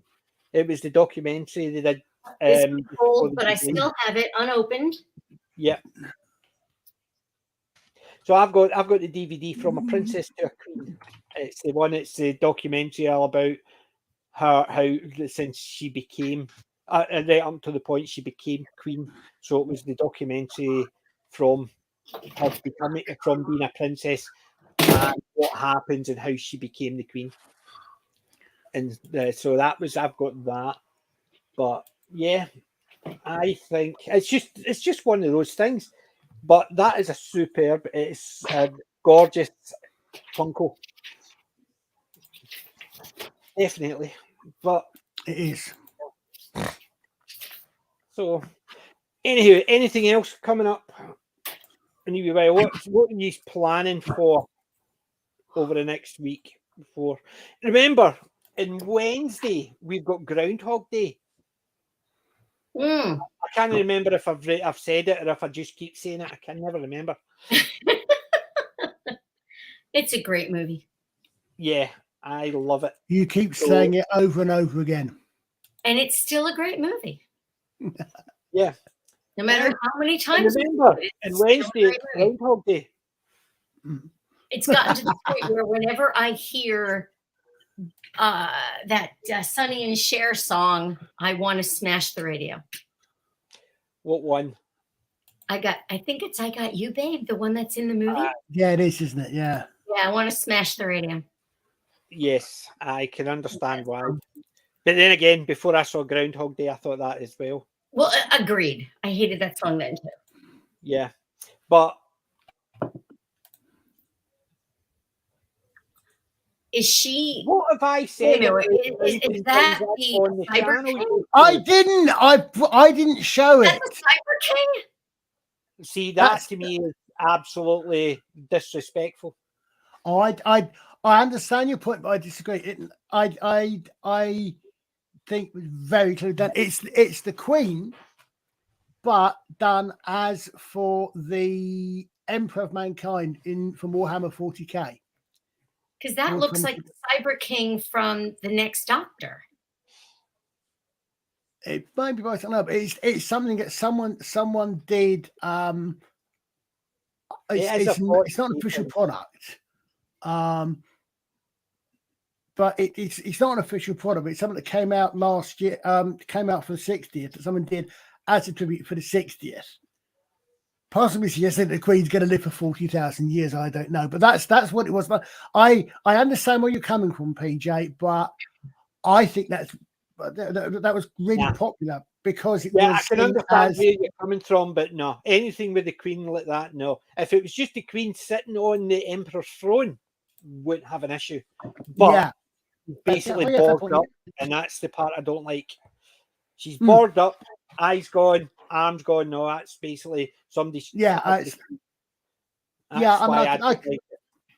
fine. I can tell your point. I can perfectly respect that as a point. Yeah, but I thought it was done, and it was done again. It was done it was not done to be insulting. It was done. I know why it was done. Basically, if the Queen lived, then she would be the Emperor of all mankind. I understand why they did it, but what I'm saying is I don't like it because of the way they've done. I understand the premise behind it, and I can understand someone putting it in because of that.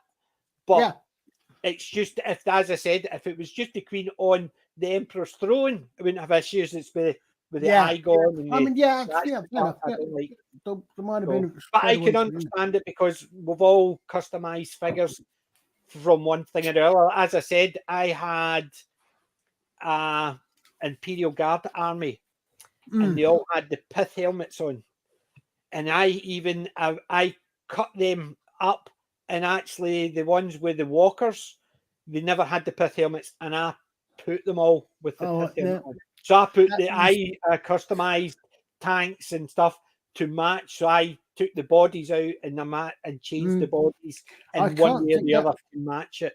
So I understand that, but it's just weird because the particular regiment that I did that doesn't seem to have any. It's got Romanish name, hasn't it? That regiment. I can't remember what it was.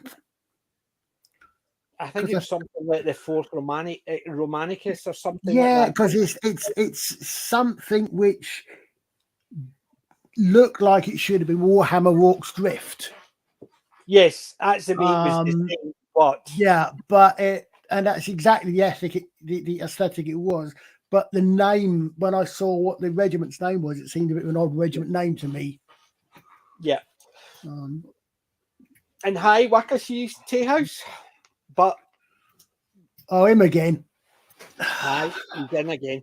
Right, so, well, I must admit, I've actually got, well, tomorrow I'm doing a box opening or two.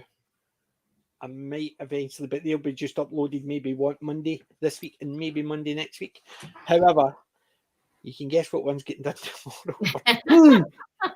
I'm going to do a box opening. But for what I'm going to be watching, I'm actually going to be watching Captain Zero from my classic sci-fi. So Wow. it's Captain Zero. Haven't you still got about 4 more piles of DVDs you haven't shown yet as well? Yes, and I picked up another set this morning, but I'm leaving that to the last. As I said, I'm taking 3 DVDs because I've got DVDs over there in a pile, and I've got toys over there in a pile, and that will last me until the end of March minimum. And that's assuming I don't go out, but I'm still going to go out. As I said, I got 1 full box set of DVDs and then maybe about 12 or 15 DVDs sitting there. And over there, I've got a full bag, one of the big shopping bags, the big enormous things, full of toys. And I've just added another 1 thing into it, and I'm waiting for 2 other things to go into it as well. So, yes, I'm being a wee bit over the top. And next Saturday is the Comic-Con. Wow. Where? Glasgow? Glasgow Comic-Con, yes. Who's Acme Comic-Con, and they've not really released who's going to be there yet. But I'm not really bothered about who's going to be there initially, because I'm actually going looking for some things in particular. Well, John Barrowman is going to be at Tampa Comic-Con in July. Well, very good. I've got an autograph. I just learned that because before they weren't telling you who was coming, but now apparently John Barrowman's going to be there. Yeah, I've got an autograph of John Barrowman. One of my wife's friends, he works with John Barrowman's mother. Really? So he'd asked her, saying that So she's in Scotland right now. Yep, she works in Glasgow. So he had asked if there's any chance when she sees her son, if he could get a wee autograph for me because I'm a big fan. Wow. And he gave it to me. He gave me the thing. I've got There's a lot of people coming to Tampa Comic-Con that I don't know, but several that I do know. John Barrowman, Dean Cain, who I think lives here. Dean Cain, Superman. And, drum roll please, William Shatner. Oh, Shatner. Yeah. Oh, you're lucky so-and-so. Well, the only ones I know who are going to this one are comic book writers. And there's no big names comic book writers. There's ones that have done modern comic books, ones that have done a mix of both modern and classic. But the fact that they've done modern as well shows that they're probably been the stuff they've been doing. You can imagine some of them have been writing for Doctor Who comic as well and stuff like that. So I can imagine the type of stuff behind it. So, right. Could you give me a second? I was watching a little bit of Friday Night Tights last night, and I think they had an actual comic writer. I think they actually had an actual comic writer on. His name, yeah, I didn't actually recognise the name as well, so I thought that was impressive of them. Obviously, someone new, but then again, because Robert Meyer Burnett has been in the trade for a while, hasn't he? Maybe through him that they managed to get in contact with him. Part of me really wants to go to this, but if there's only 3 people that I care about, why would I bother? Yeah, I mean, exactly. You know, I mean, if you care about them, and is it going to be worth you doing anything just to get to see them? I mean, they want for their quote multi-pass, which is the cheapest ticket, it's $51. The next is $106, and the quote VIP pass is $250. Wow. I don't have that kind of money. No. I mean, I just bought a new washer dryer. I just had to have my air conditioner fixed. I owe money to the federal government in taxes, and it's not happening. No. I'm on austerity. No, it occurs to me that it's a weird situation because obviously everything's more expensive. So the organisers have got greater expenses. But Right. at the same absolutely. Time, people can't. I'm not begrudging them. I'm just saying it's above my pay grade. Yeah. Yeah. It's a weird situation where you're not going to see anybody or do anything. No. You're just going to be able to wander around and who cares? Yeah, exactly. The $250 ticket that you want, and that's about what, 200 pounds? That's a lot of money. Yeah, it is. Yeah. Money that I don't have right now. Because on top of that, you've also got travel and accommodation. Oh, I don't need accommodation. I live 50 miles away. Yeah, but I mean, for most people, there's accommodation on top of that. Let me see exchange rate. Let's see, what's the exchange rate now? Okay. Oops. $250. I suspect. $250. Come on. Sorry. You know me, I'm anal about this stuff. $250 is, I was close. $210 sterling, 210 pounds. Wow. We're talking big money. It's like when we were talking about just now about on the periphery of I mean, I watch several streamers who do modeling and stuff, Warhammer and and the cost that they come up with, they're saying that some of these sets and the rest of it are, when they're plastic model kits, I'm thinking, how much? Yeah. I mean, I know prices have gone up, but I'm thinking, how, considering, or even what a pot of paint costs compared to what I used to paint and stuff. Stuff these days, Games Workshop in particular, stuff is so expensive. Right. Yeah, the single day passes are still they must be taking the mickey. I mean, the single day passes are not bad, but I mean, come on. Then they've got photo ops, but they haven't even told you how much those cost yet. You mean, come on, man. Yeah, well, it's cost me. You're not slurring it enough, Colin. It's come on, man. But it cost me between yelling. £15 plus. I wouldn't even say VAT. It's basically a processing fee to purchase my tickets online. I could purchase them at the door, but you can't guarantee getting them. Right.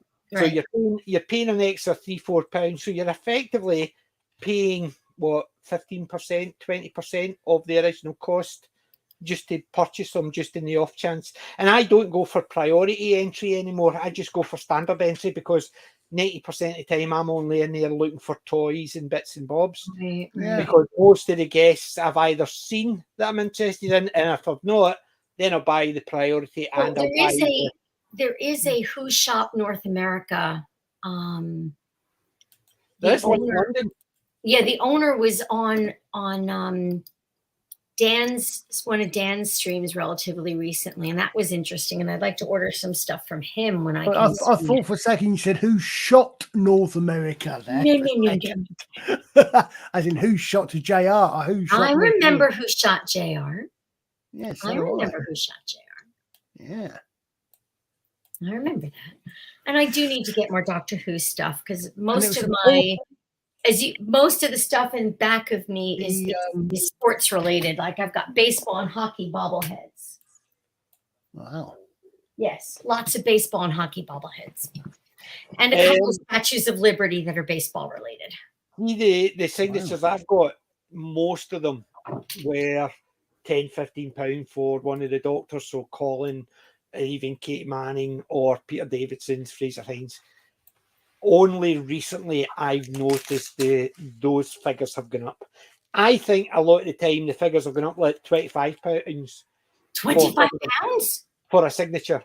For a signature. For a signature, it's going up just for the simple fact is it's costing more to get here. It's costing more for the lighting for this the event, so they're putting the price. £25 is $30. I can swing that. Well, I'm saying, like Peter said, it used to be about £10-15. So they've doubled it, or three-quarters of the original price it's going up by.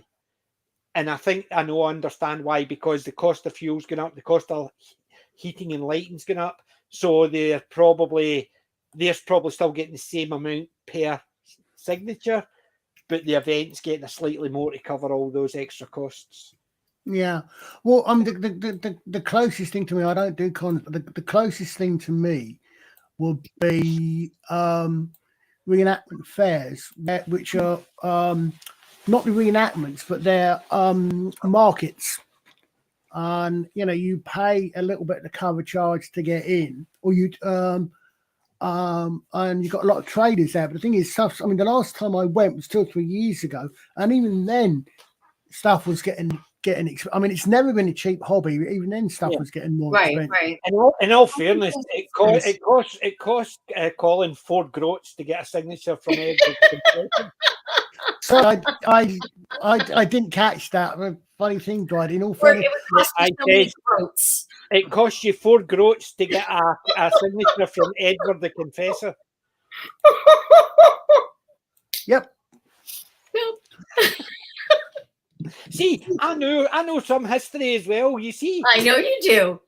We have Renaissance fairs here in the States. There's one near me that I have not been to, but they're very big on selling turkey legs.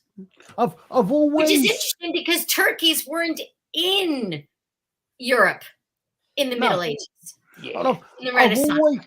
I've always wanted a chance to try, because my understanding of Ren fairs, and I could be wrong here, is that I've only been to 1 or 2. Is that they are a lot more Skynet strikes again. That they are a lot more cold history and fantasy rather than actual historically based. Pretty much. It's more pop culture than anything else. Yeah, it's sort of lots of the general picture sort of seems to be almost busty pirate wenches and bar wenches and that sort of thing. Yeah, a lot of women falling out of their tops. Yeah. And that rather than actually. Whereas, of course, I mean, I know you do Civil War in particular. You have other period reenactors, and I think I've got a feeling there's someone on one of the streams I'm on quite often is American. Actually, no, I think it's someone who's in the Load Seekers chat, who I believe is an American who actually does ancient Greek reenactments. Really? Well, I believe. At my church, he's since retired, but one of the priests at my church is a Civil War reenactor. Yeah, he went to a military a university, small college that had, it wasn't what we call ROTC, which is Reserve Officer Training Corps. He actually we have seen it was actually military school. We've seen all the American here programs with the ROTCs and stuff like that on it. We know what that means. Animal House had ROTC. Anyhow, here are my Statues of Liberty with the New York Mets on them. Very good. Well, yes, I mean, I've seen you enactments. I mean, as to quote Kate from Day of the Doctor, can you imagine Americans with time travel? Have you seen their movies? Harumph. Then again, I would say yes, but okay, yes, but it was an Australian. Given where you all's movies are going, it's not so great. Hey, yeah, I also have these. I've got the Wallace and Gromit full set of DVDs. I've been looking for a wee occasional ones. and the Penguin. Uh-huh. And the Wrong The Trousers. trousers. Yay. These were a gift. Do you know what I want to get? I still want to get Red Dwarf figures. Funko don't do them. Lego don't do them. They're trying to get Lego to do them. There's special ones that people have made, but on the whole, Lego don't do them as a set. Well, the last time I checked, they hadn't done them as a set. I'm sure they still don't do them as a set. People are trying to get them to do them because they've been made as a proof of concept. Okay, I want the Red Dwarf. I want them either Funko or I want them in Lego. Truthfully, I want them in any figure I can get. As you saw, I've got the Crichton, Lister, and basically the Inquisitor. I want to get a couple more in there as my bobbleheads, but I'll have to just put up with getting what I can get. Well, yeah. And I'm waiting for my other 4 Dad's Army ones, because at the moment I've got Mannering, Jones, Wilson, and Pike. I'm waiting for Fraser, Godfrey, Pride and Prejudice, and Zombies. I've not seen that, but I've heard a good thing about it. Hilarious. It is. I've heard good things about it. I've seen that, and hilarious. I've seen it. I enjoyed it. And Matt Smith as Mr. Collins. Yeah. Chef's kiss brilliance. He's fantastic. Yeah. So I thought I was on with Matt Smith then. Some zombie movies I like. Some zombie movies I just think are nyeh. Like, for instance, The Walking Dead, initially I thought it was good, and then it just got to the point. There's nothing different about it. It's exactly the same as the last season, which is all they've done is made the people who survive more violent towards each other. Don't care. It's meant to be people surviving against the zombies, and if it's all about inter-group dynamics, then the zombies are irrelevant. So they could say, right, we get rid of the zombies, it's a pandemic. We get rid of the thing, there's aliens. Yeah, no, Pride and Prejudice and Zombies is hilarious. Do you know it's a good one in zombies? Cockney versus zombies. Who? Cockneys? Cockneys versus zombies. No. Yes. Was Danny Dyer in it? Again? Was Danny Dyer in it? No, I think it's an older group of the ones that used to play. No. But it's that type of thing. So see, if you go back to the older movies of the old Cockney gangsters, what do you call her? Oh, she was one of the Avengers. Not Diana Rigg. I'm trying to remember who was in it. Diana Rigg, Linda Thorson, or Honor Blackman, or Joanna Lumley. Honor Blackman is in it. She's in it as one of the older crew, and it's just that type. It's the older group who stayed in a home, and they having to survive in this younger group who are the relations and try to get to them to save her old granda. His old granda, and it's basically the granda's an old thing where the zombies come through, and then they think they're all going to die, and suddenly you hear boom. The old granda was a gangster, and he comes out with his gun. It is Cockney versus Zombies. I thought it was hilariously funny. It's that's another good one. Cockney versus Zombies. I think I did a review of it. I think we talked about it way back, Colin, didn't we? I'm not sure. You've mentioned it before. I've never seen it, but you've definitely mentioned it before. All right, let's see. Cockney versus Zombie, Wednesday night movies, 27th of October, 2021. Cockneys versus Zombies. I need to look this thing up. Aye, because we talked about it. It was me, you, and I don't remember it. I don't think I was on it because I don't remember it. I'm not sure I was. Movie? That recent? It was me. Michelle Ryan is in it? It was me, Jim, and Wendy. It was me, Jim, and Wendy. Okay, it definitely was me. Michelle Ryan was in it. Honor Blackman. Oh my God! Yes, and it is hilarious. So what I'm going to do is in the what's it called? Cockneys versus Cockney versus Zombies. That's a link to our Wednesday night chat, me, Wend, and Jim talking about it. I'll put it in the private chat as well. Wow. That is the link to it. Oh. That's a link to it on the one our Wednesday night. I can't find it. I can't find it on my preferred website. But if we are talking about it, and I've put it in the private chat, and I've put it in the comments. That is me, Jim, and Wendy discussing Cockney versus Zombies. I'm gonna have to try to find this. I don't know where I could find it.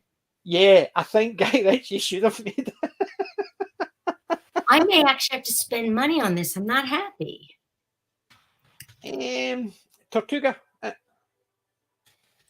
Yeah, see, Jim, it was October 20. I went and hunted for it. Yeah, it was before I joined you. Yeah, well, it was 21. It was before Jim and Alec joined us as well. Because you only joined us at the beginning of 22. I think it may be available somewhere. Peacock TV. I can watch it. It is available. Excellent. But remember, at the beginning, the first show in January 2022, me, Jim, I must have Wayne, missed that one. And you two were in the chat. I'm sorry. Mm. Yeah. But yeah, no, it's available on some free services with adverts. I can look at that. Cockney versus Zombies is fun. I enjoyed it. We enjoyed it, so we did. So Lady Christina is in it. Michelle Ryan. On Legend channel. Yeah, we don't get that, but we Richard Briers. Richard Briers is hilarious. He plays the dirty old man. Richard Briers plays the channel, Tubi, Crackle. It's on a Pluto. It's on a bunch of channels here that have commercials like TV, which is part of IMDb. My question would be: if Michelle Ryan's in it, was she a bionic Cockney? Good question. I don't know. I haven't seen it. She plays one of the younger thing. But you want me to describe the funniest scene in it? Right. You know all the movies where somebody's getting chased and they're saying, run, run, run, he's right behind you, run. That type of scene. All right? Yeah. So imagine that in a zombie movie. The old boy's on a Zimmer frame and the zombies. And the two of them, and he's just barely keeping ahead of it because the two of them are walking as slow as each other.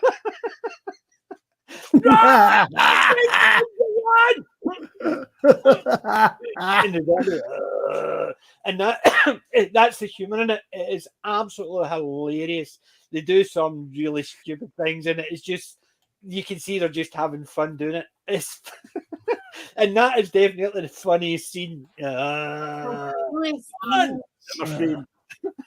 But Richard Briers is in it. Remember Richard Briers? I love Richard Briers. He's an old pervert. I remember him from the Good Life. Yeah, he plays a dirty old man, and he's always after the young girls, the young nurses that are looking after them. So, you know, that stuff. He's hilarious. And if I remember correctly, the somewhat suspiciously potentially mid-20th century Italian-German caretaker in Paradise Towers. Was he not? Yes, he was. He played that one, yeah. He played in Paradise Towers. He played the caretaker, wasn't he? He was a caretaker. I was thinking caretaker for the tower didn't really seem right, but I thought it would be the custodian. But the caretaker kept bouncing in. But we've not to talk Doctor Who because Roman will shoot us again. So now Richard Pryor, that is a legend. I must admit, and Gene I think he meant Richard Briers, but he didn't realize because we were talking about Richard Pryor. Aye. Now, you imagine Richard Pryor was a legend. You imagine Richard Pryor and Gene Wilder doing a zombie movie. They were legends. that you can just imagine, because after some of the stuff they've done, like Silver Street. Yeah. You imagine what their zombie movie would have been like. It would have been hilarious. Just the idea of it. Yes, we were talking about Richard Pryor from The Good Life and American, the British stuff.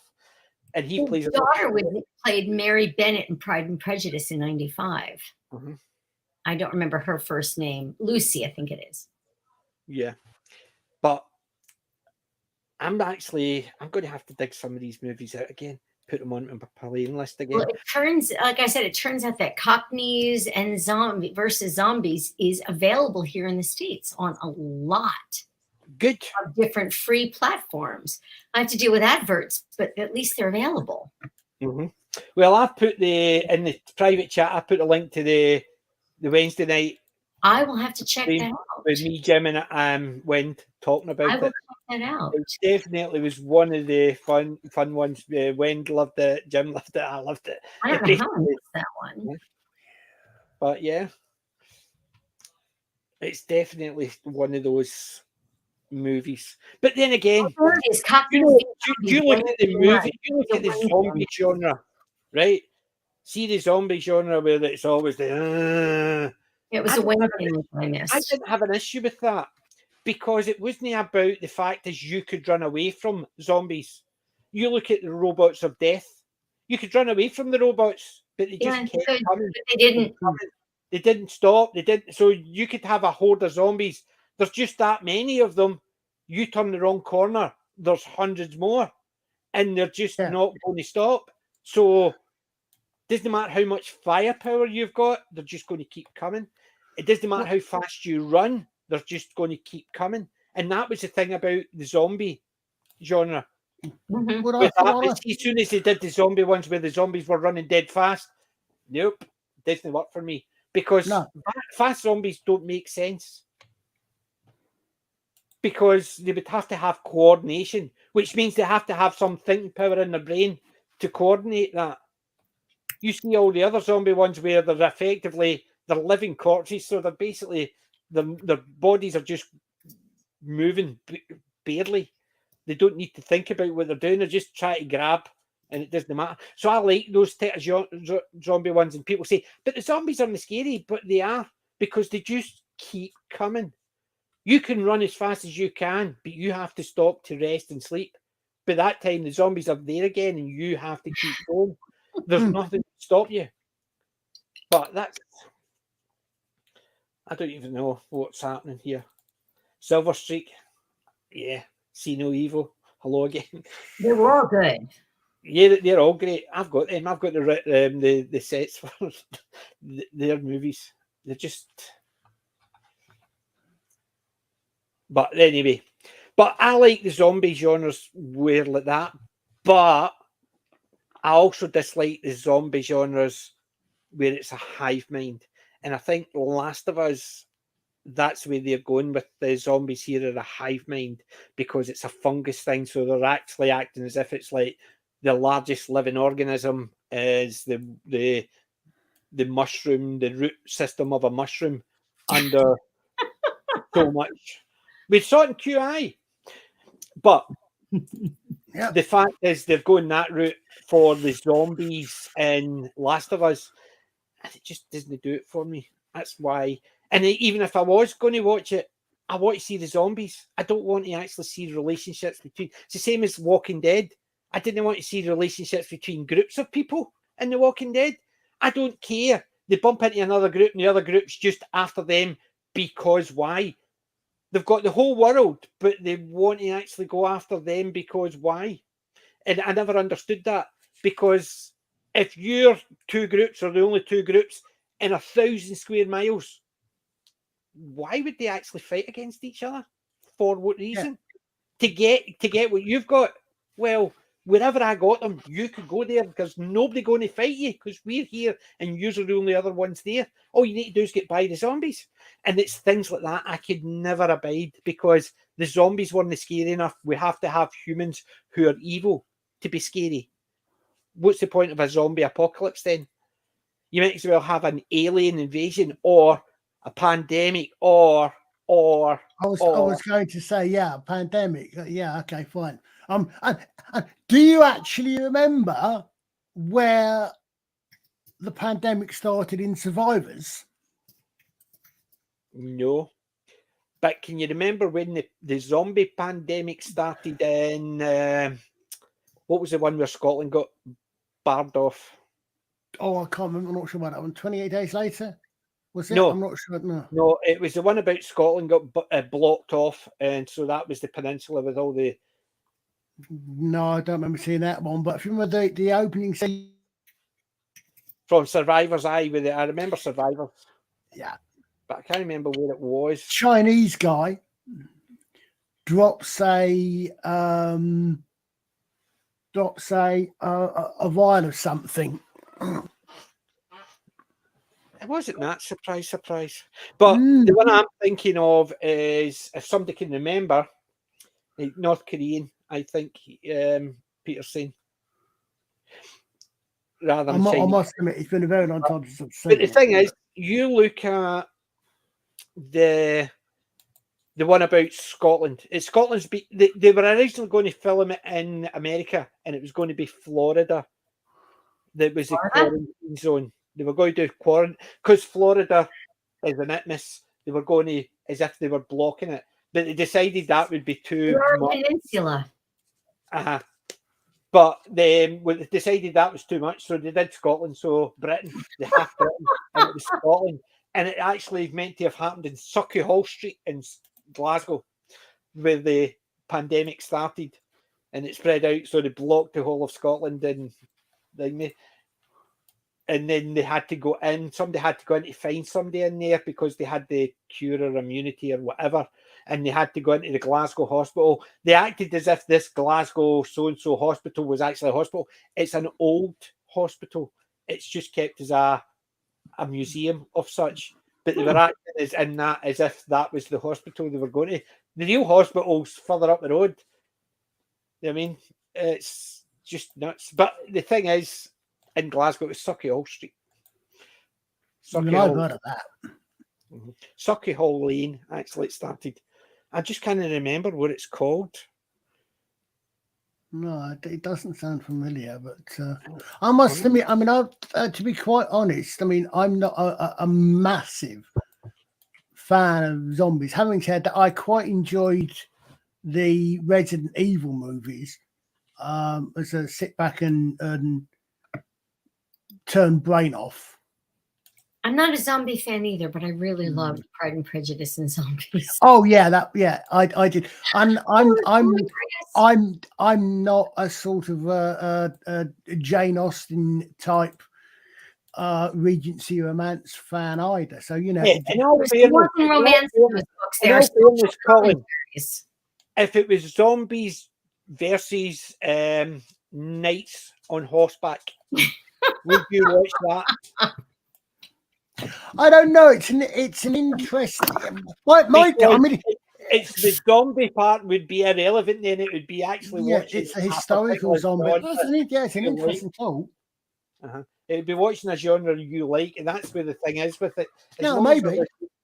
What the thing that interested me is that there's something that they've done a little bit, seem to have done in about the 90s, maybe the early 2000s, with zombies, and I think has done a little bit to some degree with vampires, where you look back at all the 50s, 60s, Hammer, all the old zombie movies, they were Haitian zombies, they were magic. Right. Nowadays, all the modern zombies, they're all scientifically based. They're all a plague or something, or in fact, they're all scientifically based. And similar sort of thing, I think, happened in some ways with vampires, where sometimes you've got the vampires. Some movies where the vampires had it's a sort of hemophilic disease, so they've moved from traditional magic based to modernize a sciencey based idea. Sort of perhaps, I don't know if it's supposed to think it a little bit more realistic. I don't know. But I think it's an interesting change in them. But historical zombies I could see. But what gets me is when you get these things like, I mean, I never saw. I think the last of the Predator movies I saw. I think I might have seen the one where you got the kid got the mask, but I've not seen a new one where they're. I'm sorry, advanced aliens manage to get taken out by, pretty much Stone Age, pre-Columbian American First Peoples or whatever. Well, just polite pray term. just pray you don't see it. Yeah, I was gonna. Yes, exactly. Ha ha ha. Yeah, do you know the movie I was thinking of is Doomsday? Doomsday, it's called. It's basically a pandemic breaks out, zombie pandemic, and they block off Scotland to save humanity. And it's basically that's okay. Are they blocking Scotland away to keep Scotland out or to keep Scotland in? They're walling off Scotland. They did what the Romans couldn't. They walled off Scotland to keep the zombies out, whereas the Romans tried to wall it off to keep the Scots out or the Picts out. Oh, no, I was going to say, were the zombies north or south of the wall? Is what I'm saying. Was it trying to? Well, most of the zombies were in London. Well, there you go. Yeah. I've I've not seen. I have heard people say that that it's not as bad as you might expect it to be with the with the modern era. It's just the idea that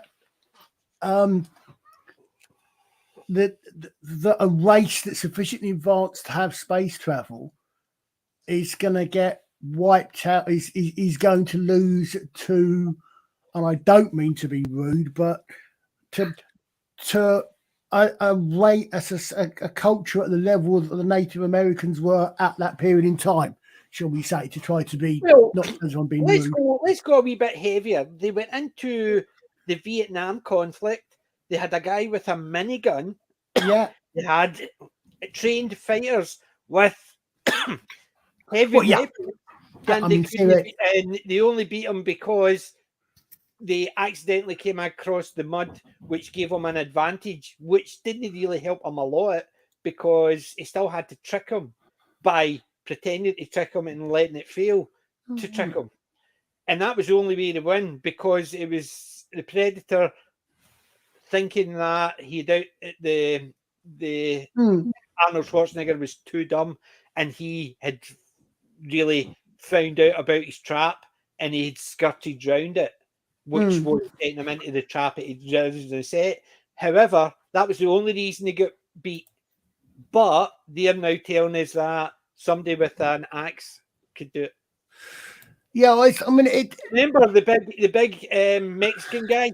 You remember the big Mexican guy? He stood in the wooden bridge with his knife out, his machete out, and I think so. Scream. So he didn't survive long. Yet this smaller woman with an axe could. Yeah, to be fair, I suppose it depends how it's written. I mean, yeah, okay, fine, fair enough. If the guys, but my question was, got less advanced tech, but I seem to recall someone made the argument, which was actually a reasonably valid argument, that the Predators match their tech for their targets, which would make it a viable combat. To be fair, if they deliberately downgraded themselves, but that's the thing. It would have to be a deliberate downgrade. Yeah, to make it. They're basically saying, right, before we can give you technology to fight the more dangerous prey, we're going to start you off. We're going to give you training wheels. So you're 10 times stronger and more powerful than this group. So we're going to send you in there and you're going to have no weapons. You have to use your natural claws and stuff. Right, you've done that. You know how to do that dead easy. Now what we're going to do is send you against a primitive section that uses stone tools, and we're going to give you a knife. you need to survive it. Next one, we're going to send you in the ones that use range weapons and like me, and you get this to do it. Right, no problem. But it looked like the technology, no matter what, they always give them that wee edge on technology just so to give them the advantage. And it's you're out against the group to survive. Whereas this one, it's almost a case of the advantage meant nothing.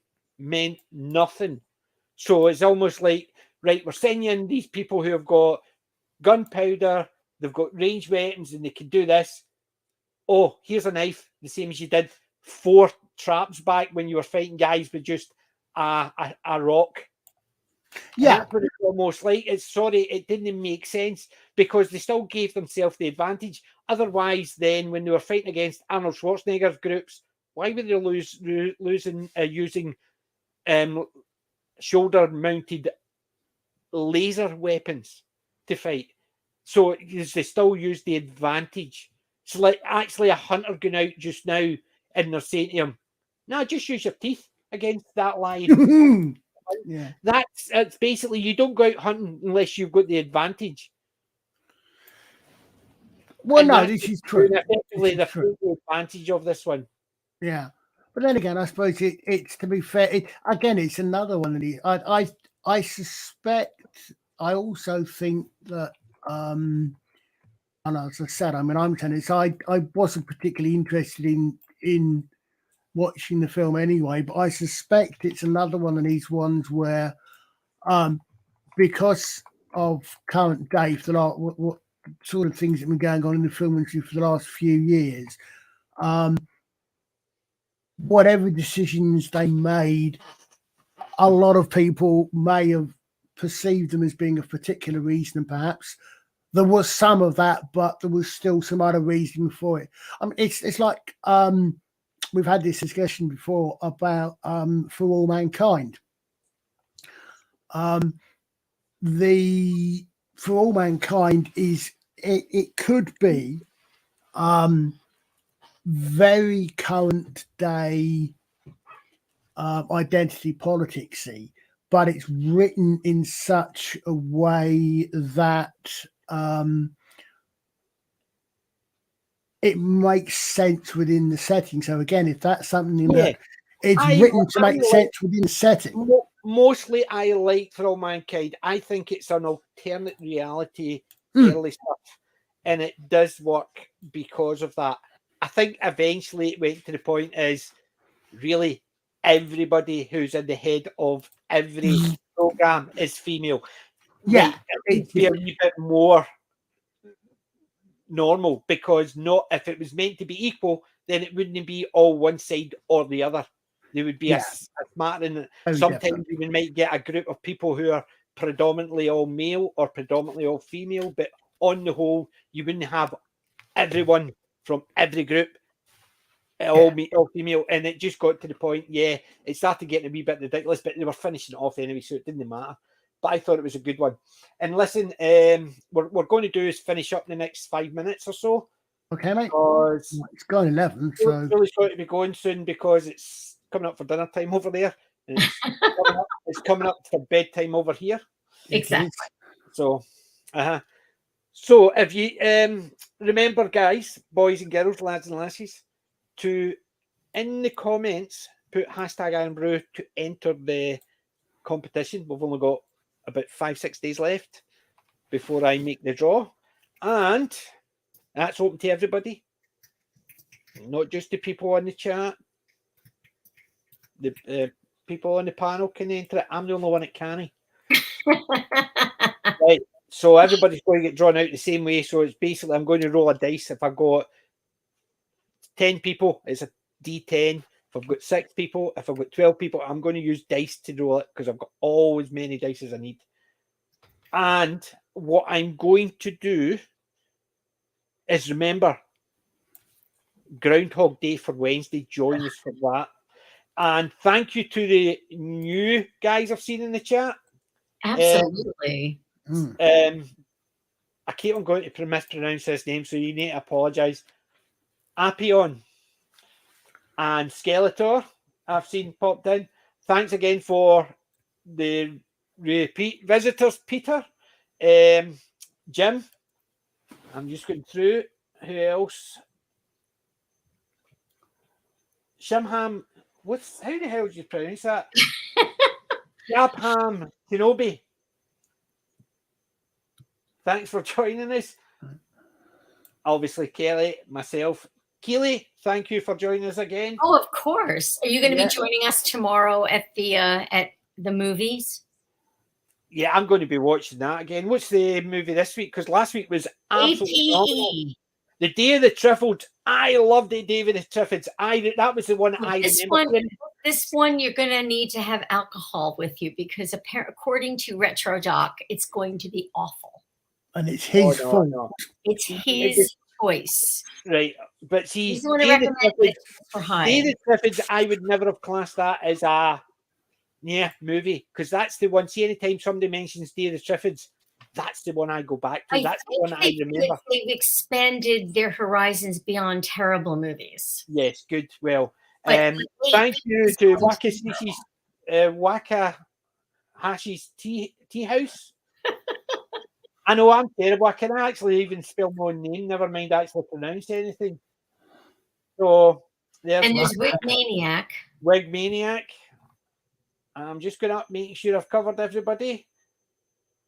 And I think Shieldwall the Dragons was in early on as well. Shieldwall the Dragons, so was Jason Ironside. Yep. So Ironside, Grand Moff Miranda came by to visit. I didn't see that. Thank you, Grand Moff. She was here briefly. Here briefly.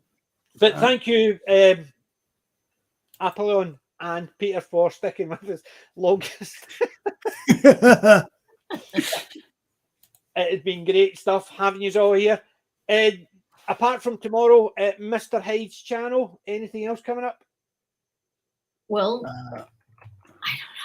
Because I know I usually run into Colin at the Rabbi's channel on Tuesdays when it's live at 5, which is noon for me.